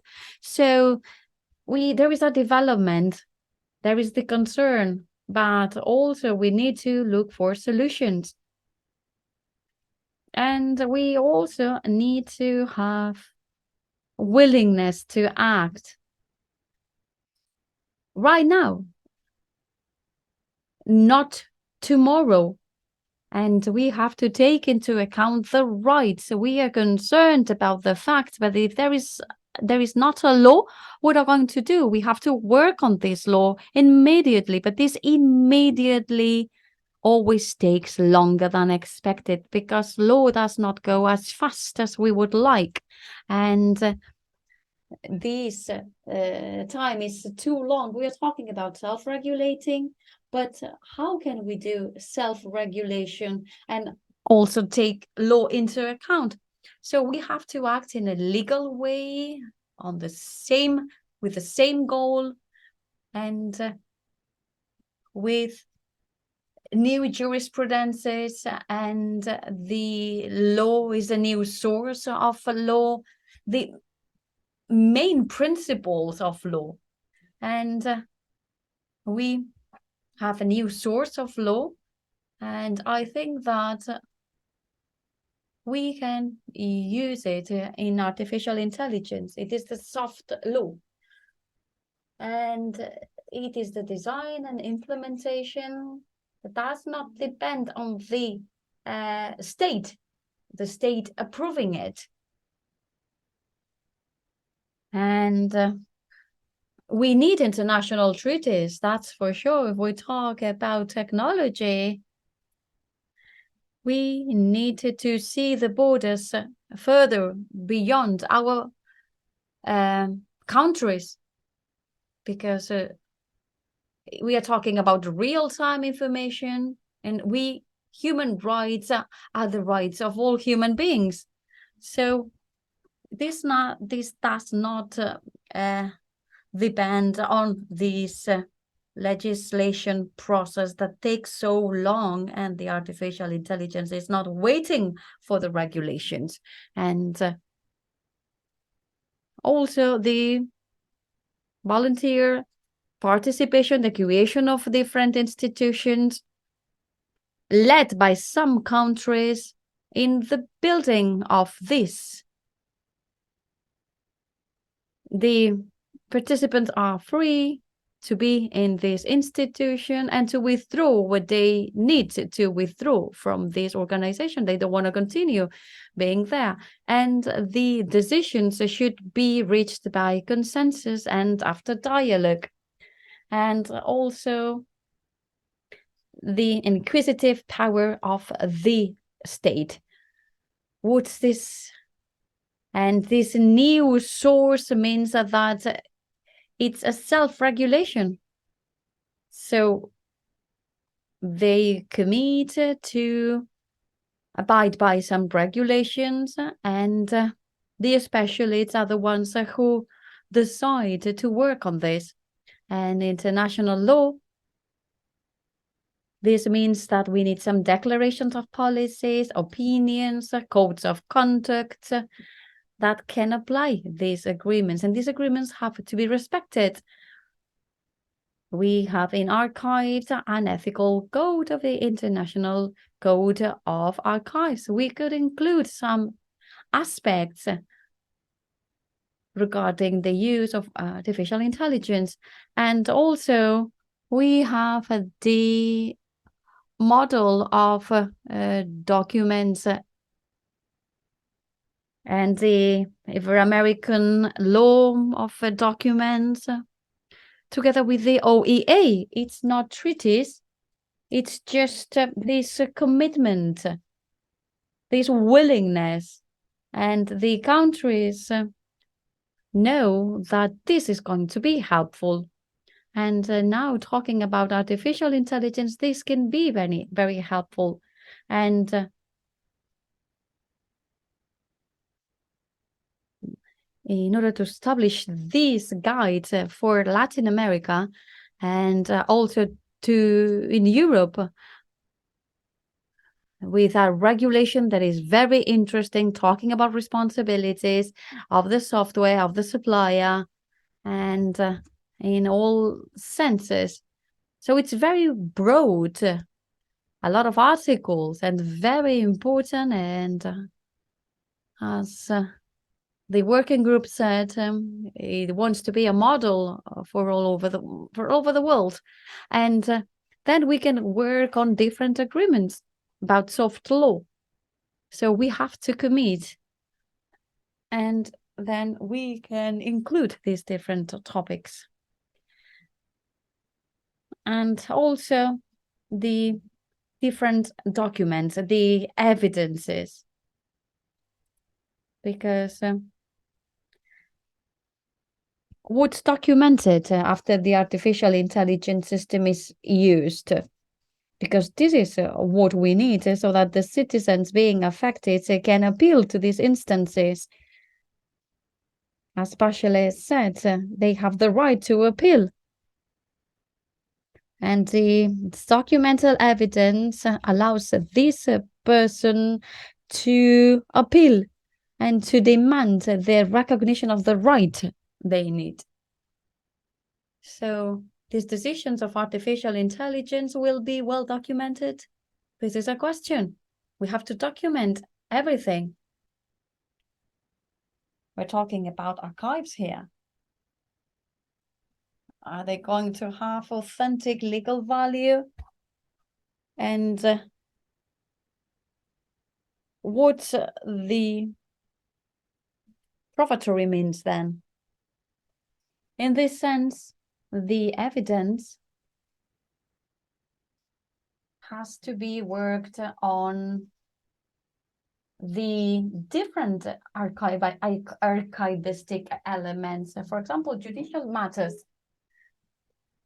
They classify these judicial files through artificial intelligence to see what's this information that is going to be used in the courts to defend a human rights case or whichever case.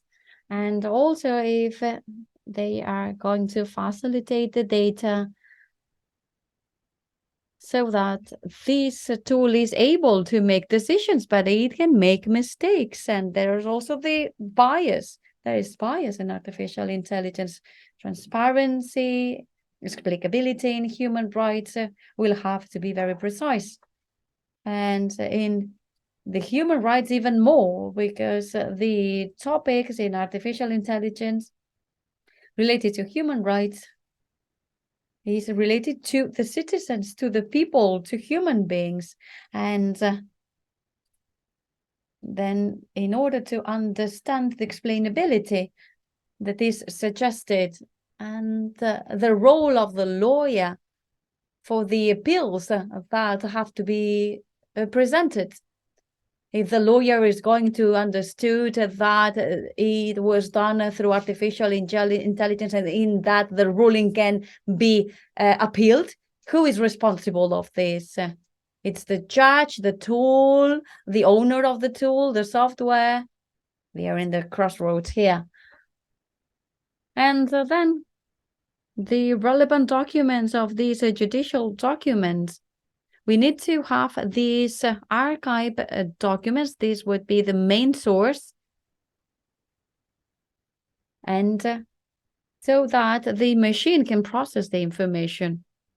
But if we think that artificial intelligence is going to be applied to the archives, to the systems of document management, the classification, the description, the evaluation, these are the three pillars of archives. And if I have a document and there was a mistake by artificial intelligence and the document is not well classified,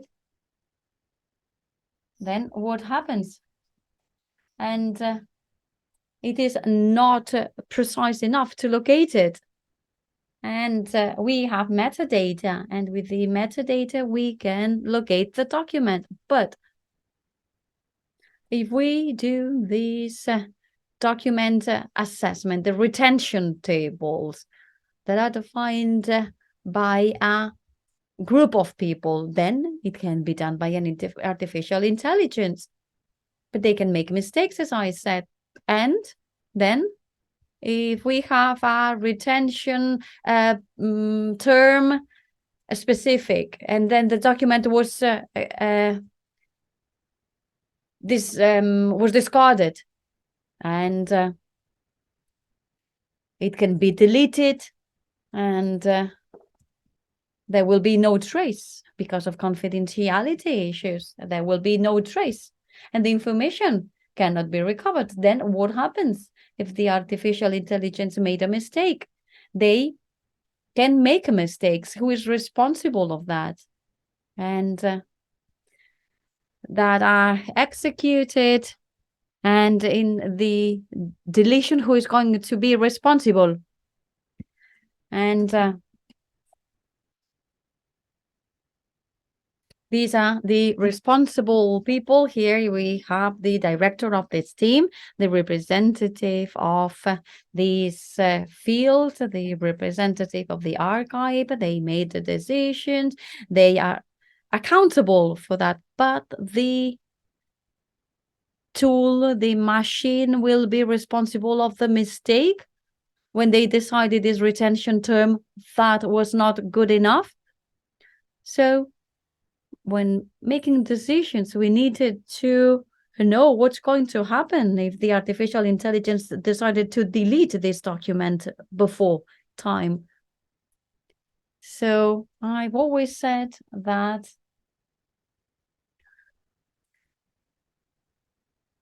when we have this retention table,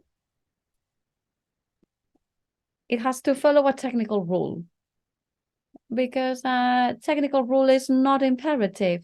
So it has to be adequate. And it's telling us, how can we do this? And then we do it. But it's not imperative, but law is imperative. It is the duty to do that. It has to be done as the law says, but not the technical rules. So we can say no.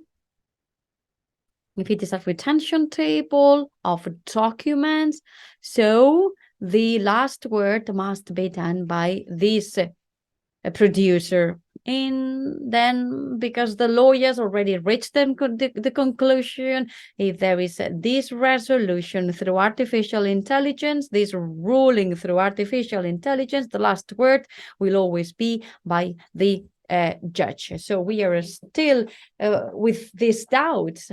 And what happens if this moves forward and there is no solution, and then there is no automatic solution? So there will be problems with the human rights then. Therefore, transparency of AI algorithms, so that we can know how the decisions are made and how our data are obtained, needs to be safe. And this is stated in the European regulations. The Toronto Declaration is one first document suggesting international regulations on AI and human rights specifically.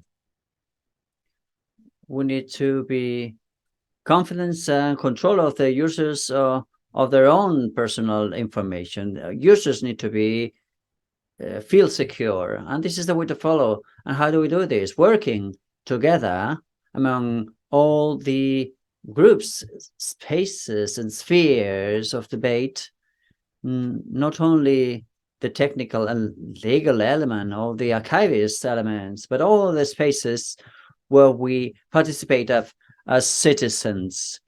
We must not forget about auditing systems, a general legal framework that allows us to develop specific regulations for specific cases. And in the case of archives, developing technical rules, because these technical rules or norms allows us to do adaptations, but it's not the same with legal regulations. the legal proceedings with data that can be used for decisions made through AI require transparency and explainability in matters that affect the human rights. We need to be rigorous regarding the data used in order to know how decisions are made and why the results are obtained through artificial intelligence. In the field of archives, we need a table of document rotation with the application of artificial intelligence, and the producer needs to be the final decision maker. This retention period must not be compulsory. It must be a technical rule because it allows adaptation. So we are in the way of in the path of working together in different fields in order to minimize the risk posed by artificial intelligence and the doubts that arise at the moment. Thank you so much.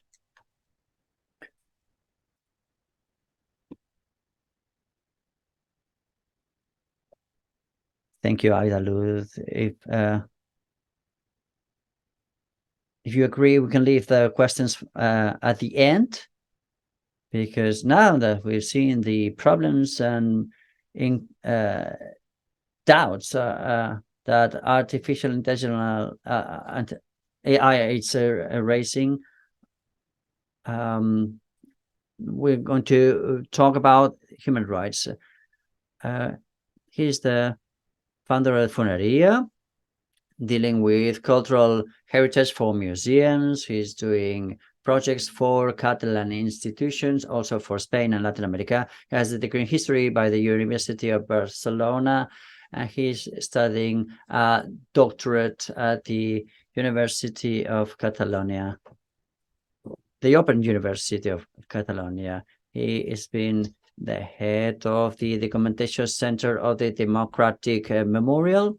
In his presentation, he will talk about the application of AI techniques in archives to obtain analog documents and its social impact to give a solution to victims and families. Thank you, Pilar. Thank you for the invitation. And congratulations for your 25th anniversary. We've come, we have worked together in previous occasions, and you are a reference for people like me. When I was a kid, doing things without expecting anything in exchange is a good thing. It's something I was taught when I was a kid, and you're doing this for free. I'm going to explain our experience. Company.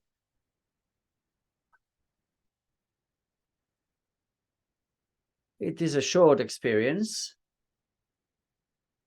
because, as you know, artificial intelligence is increasing right now. We see some applications in the field of archives or archive management, and in a few years we're going to be many more applications. Let me explain what we do. La Funeria is a company where we try to be multidisciplinary, trying to work with developers, IT engineers, web designers, programmers,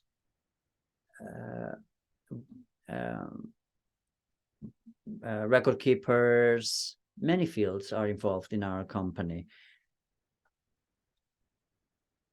in order to have our cultural heritage online by using technology.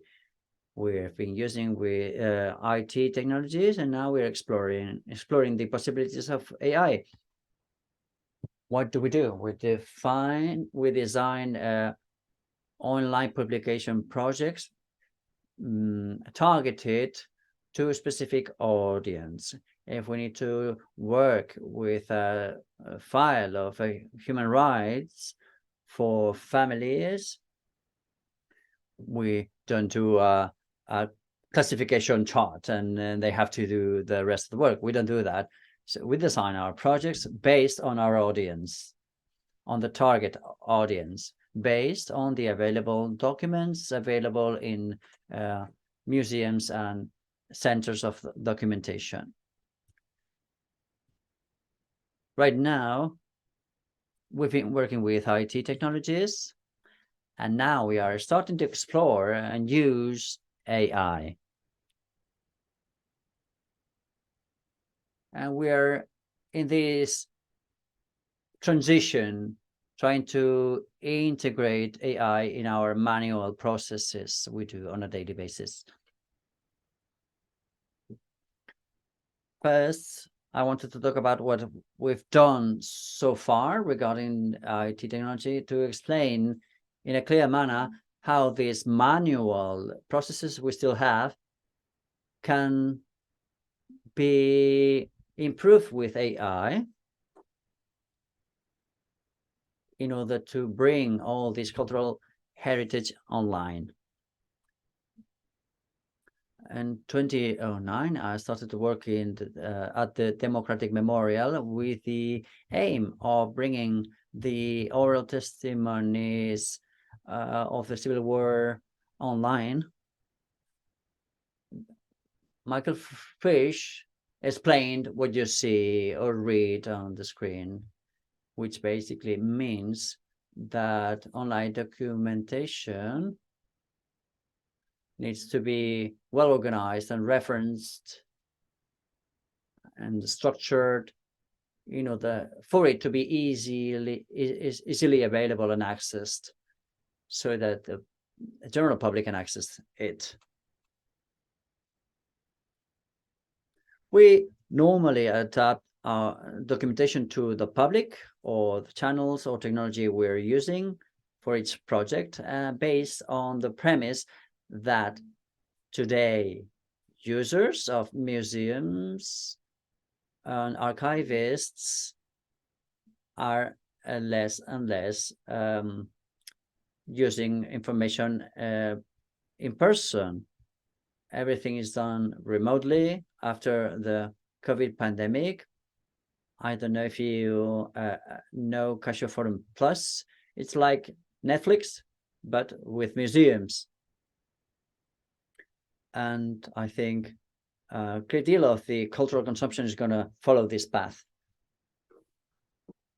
because it has exponentially grown after the pandemic. And I think that we have the challenge to use technology to bring the heritage held in the archives to the public. It is targeted to. Let me give you an anecdote so that we can feel this change that's going on.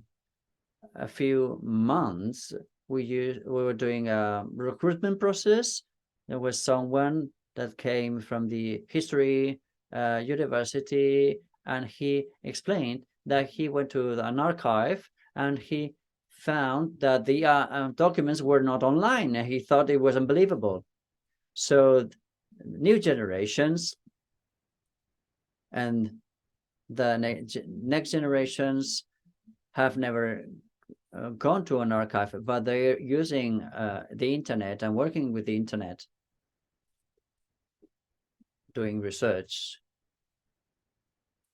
So contents being online is something that's fundamental for them.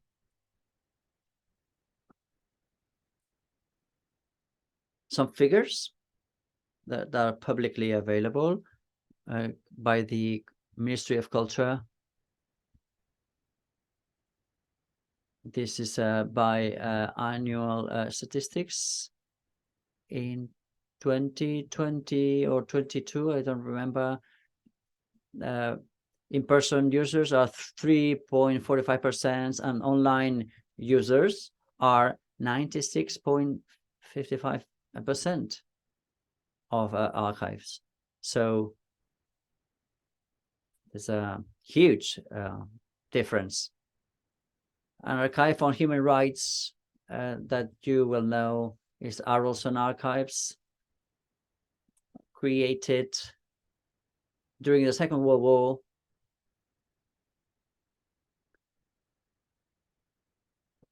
Started by the International Committee of the Red Cross to find missing people. They created files for each missing person in order to find them. This project, I think it's this, the name is Central Database Index Names, with 45 million names, and the families of the victims requested that this information was accessible to the families and open and after a lot of discussion, when the Darulsan archives were published online 15 years ago, they received 100,000 users, single users, when they were launched. There's a project with schools as well, with 22,000 students, helping them to extract the names from the archive. So this online work is very important. Also, the need to adapt documentation to the target audience, the channels, and the technologies. Digitalization and allow us to present documents in many formats. And in the case of the Darulsan archives, they have adopted the concept of collections archive, which is beyond the classical work of an archive. They do this extraction of names so that all these data that online users are looking for can be found easily. If I can show you the link to the archive, this is the Arolsen archive. And with permission by Kim Barras, I check the first speaker. I type Borras and see what happens. It's in German. I don't understand a word. And it worked. This morning it worked. I'm going to leave it in German. I don't know how to change it. So there are 45 million names, as I said, and they made an effort to put it online. When you look for a name of a missing person, you can easily find it. And when you click on it, you can find all the documents related on both sides of the documents related to that person. There are some names or information crossed out. You see, it's really easy to access, and you don't need any special knowledge to access them. You don't need an instructions manual. So as I said, adaptation to the audience, to the channel of every project. In the case of projects on the field of human rights and historic memory, we base our project on these 4 pillars of humanitarian law,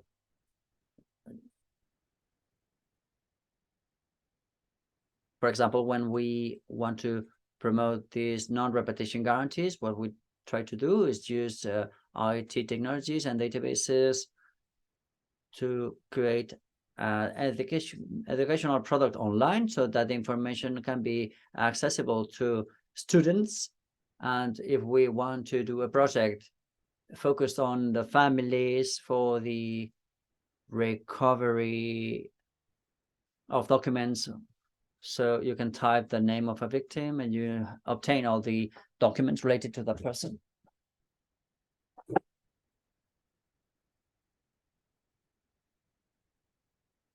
I wanted to show you a project we have developed as well that encompasses this methodology, this idea.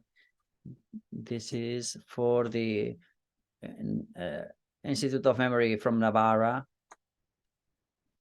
Using IT technologies, there's no AI yet. What we've done is to create a structure of all the documents belonging to a victim, and with this software, we can reorganize it. So when you look for a victim, if I look up this person, I obtain all the information. I know the type of victim. It was a fatality. And we have a number of primary sources that witness to the fact that this person was really a victim. An example, this person was murdered and found in a mass grave. I have all the documents related to the victim that bear witness to the fact that this person was a victim because we have the documents. I have a number of pictures related to that person after being murdered, and unearthed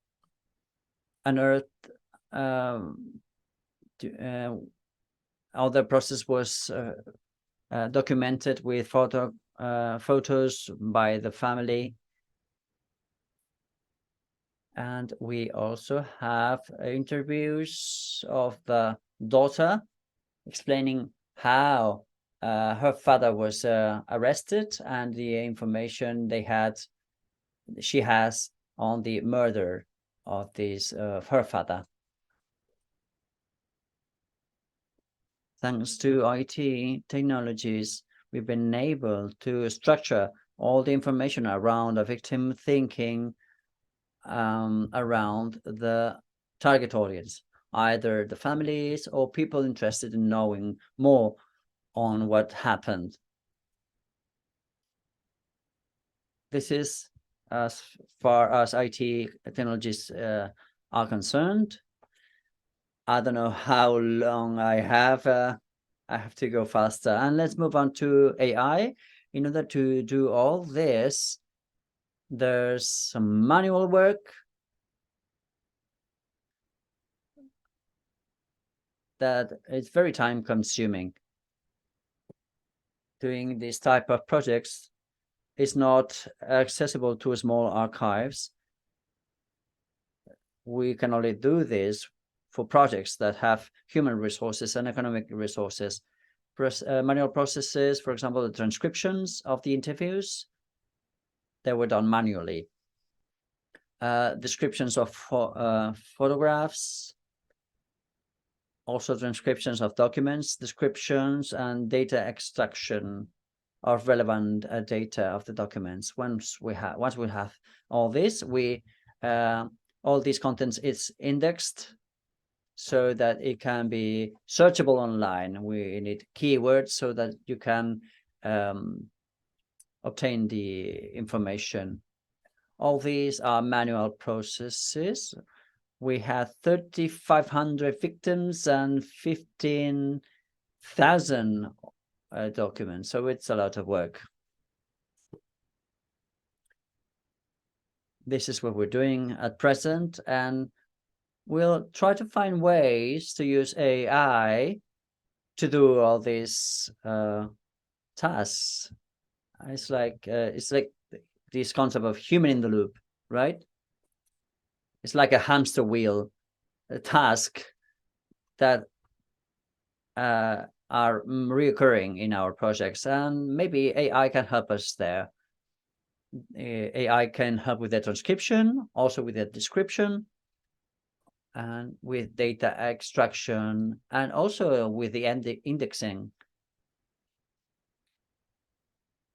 I didn't highlight the publication part, but this can also be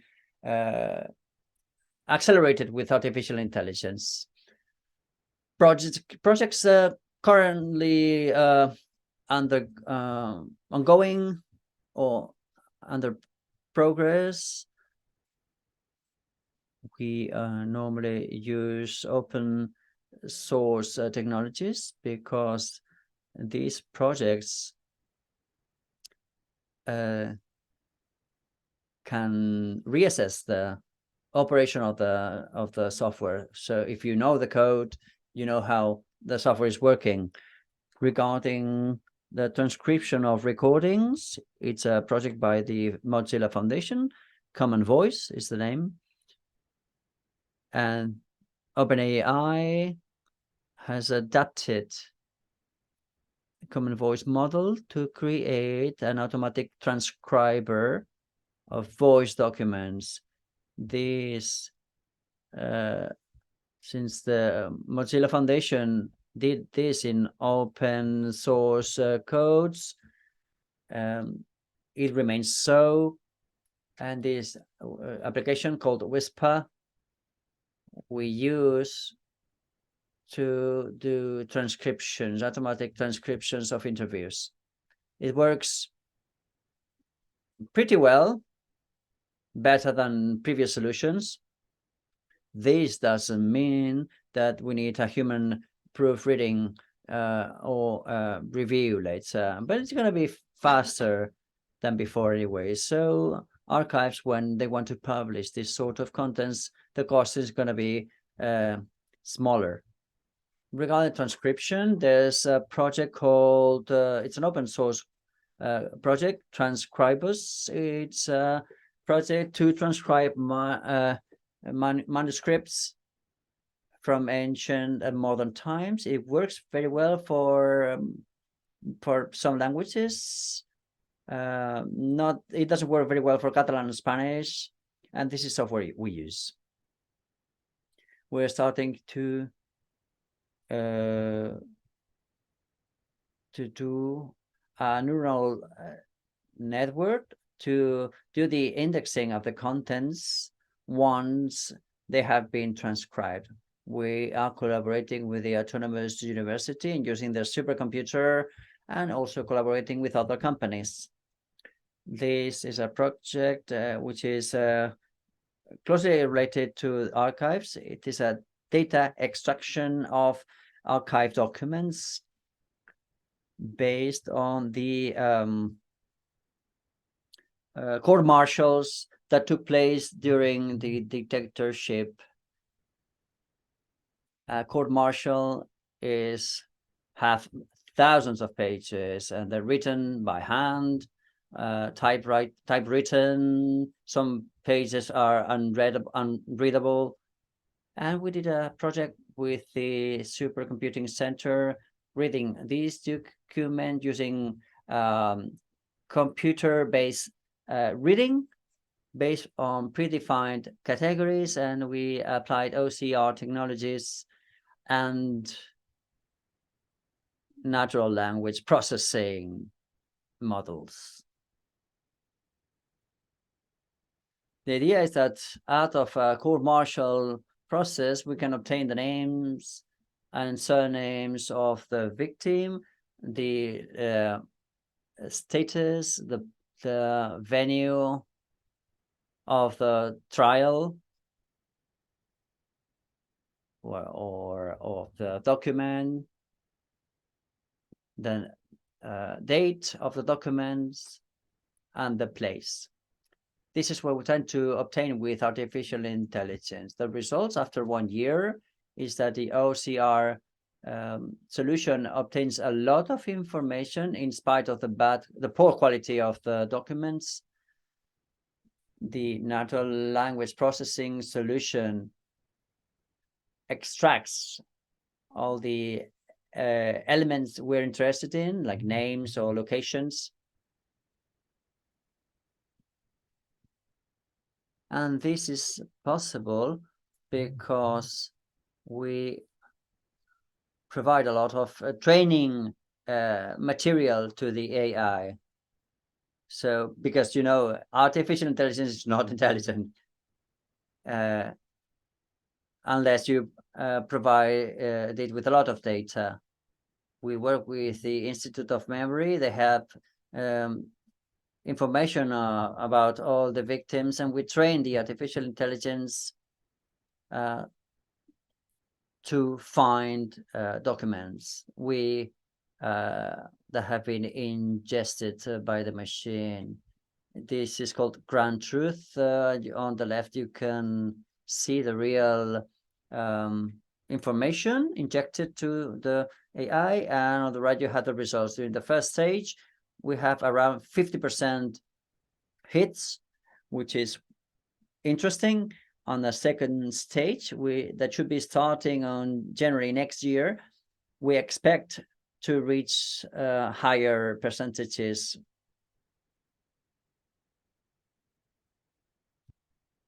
Another quote by Giovanni Korabica. In this case, he's a researcher in the Amsterdam University, and as far as I know, in his research group, they have done the main academic research on the studies that are going on regarding the application of AI to archives. This article is a must read, and one of the things mentioned in the conclusions is that the first thing that can affect or the first impact or the main impact of AI in archiving is the ability to read contents into documents, and therefore this can be a game changer in the way we work as archivists. And this ability to extract data from documents can lead us to other ways to work or publish contents online by archivists. And I don't have more time, so I'll skip the last part. Thank you.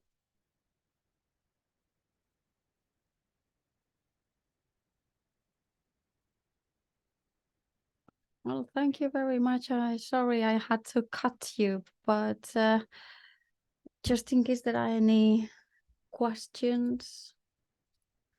Acaban de enviarle.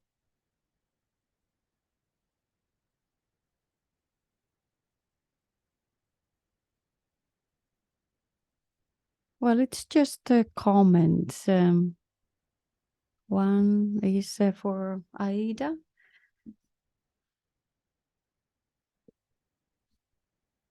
About the legal topics and artificial intelligence. Aida, you talked about the rules and how they should be applied. So what's the importance and also related to allows archivist to identify these documents. Están las dos saliendo por el canal.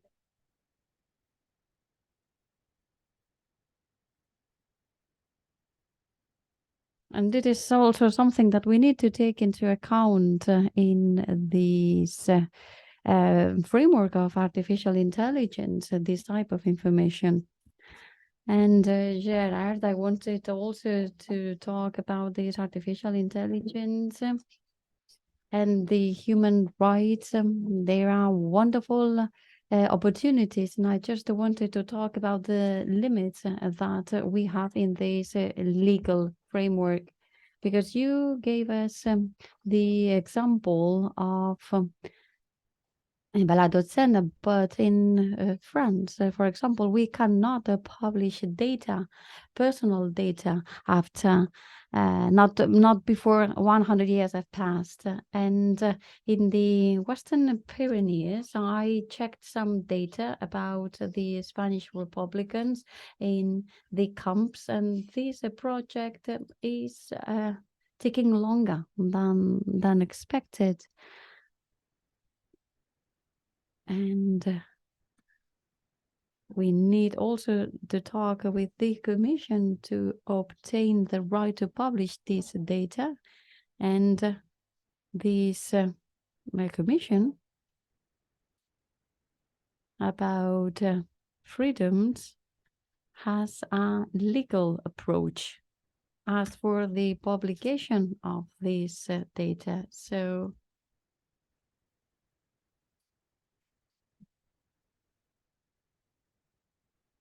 I would like to underline that we will always be late, too late. And because we are kind of blocked and we are not the same. France is not the only country. There are many other countries in which these limits are applied. And in this same room, we organize an event about victims, and you participated in this, and there have been many examples regarding this. So the public powers should be aware the pressure and the interest of families to publish this data and being able to exploit them.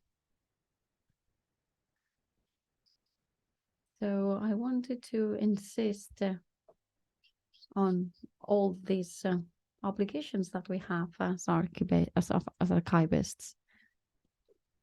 Well, I have a few comments, and I don't know if we have time.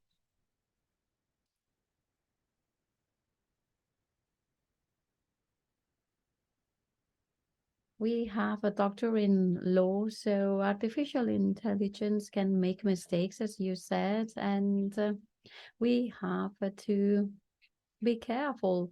And human beings also make mistakes, and we have all seen these documents that are not well classified. And documents that were deleted. So the big difference is that when we have a machine, who are responsible of this? And we have different responsibilities, and the right starts by identifying the one who made this crime. But if artificial intelligence makes mistakes, and it makes mistakes, and the responsible people, as some say, we should make decisions. And people can be responsible of this. And then this is related to human rights, and as Bachelet said, that the possibility of giving a resource so that the affected person can appeal when in the national spheres they don't find a solution. But with artificial intelligence, who is responsible of all this? We have identified the different subjects of this crime, and we have some aggravating issues. We will have to analyze the machines, who did the software and who determined this. And if they had used some of these artificial intelligence systems to recognize the authenticity. And we have also to determine if it's false or not. But as for responsibilities, is where we don't know what's going on. And also there is a main feature of a different laws about motivation. So judges need to have a motivation to argument their ruling or their decisions. So this argumentation means that the judge or the civil servant needs to have some elements to reach a definition. And these elements have to be motivated or argumented, and the machine doesn't think, so it cannot determine it. So this is what I want. And what else? We have this discretional power. What does it mean? So I make a decision, and the discretional power to adequate and to make a decision. And the judge the same. And this is why the judge, with this motivation, with the support of the law, with the constitution, the judge has this discretional power, and they decide depending on their knowledge. And a machine does not have this. Not now, at least.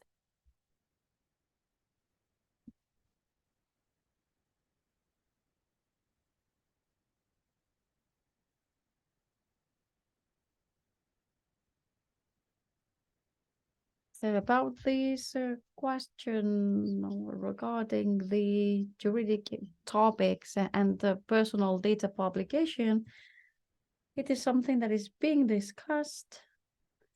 And last year in the University of Barcelona, we organized an event about this with the approval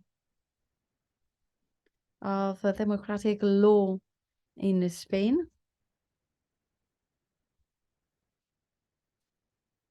And we brought Harish Raver.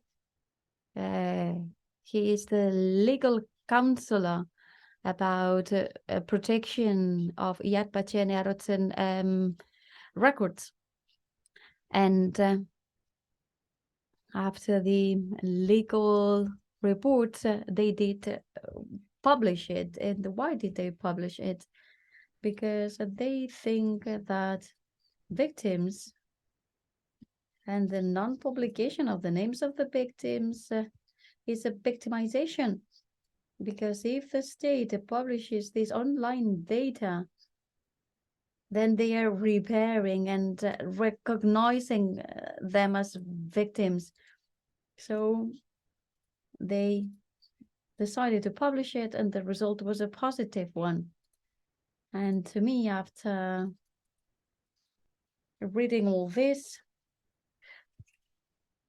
it needs us to be bold. And we published the first report of the Democratic Memorial, where the legal services that didn't allow us to publish the personal data, but when it was published, everybody was saying, thank you very much.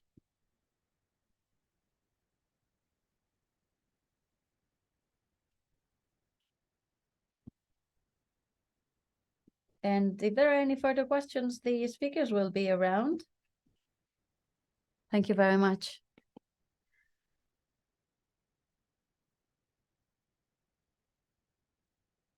Well, thank you very much to Pilar, Aida, and Gerard for their experiences. Before finishing the first day, tomorrow there will be a second one. And there's gonna be a raffle. And we are going to raffle people who are not members, and then another one for people who are members. And Julia Carreras is going to give the awards. And we start with the raffle for people who are no members. So it's a free membership for 1 year.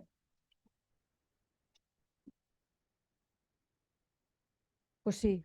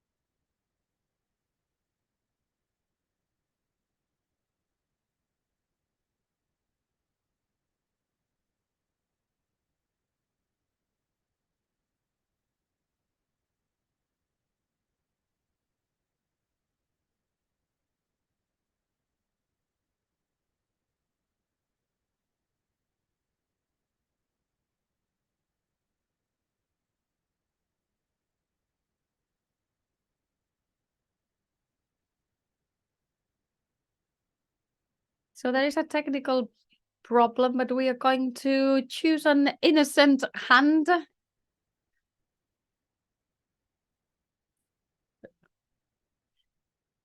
Please, Joan Ramon, if you could just come here and say that you didn't get any money for being the innocent hand. He's going to press the button.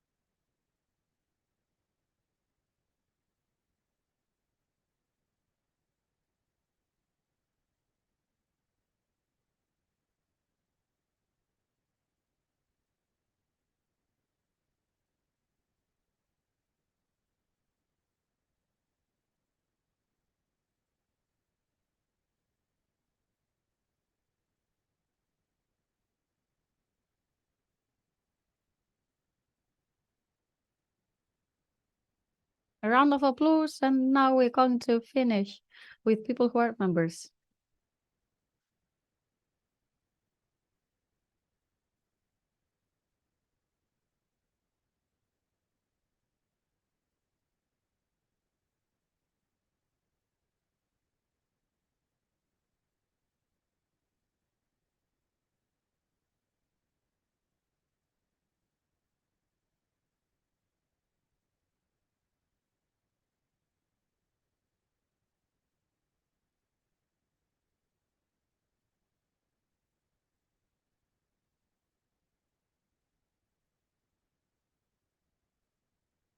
Round of applause for the winners.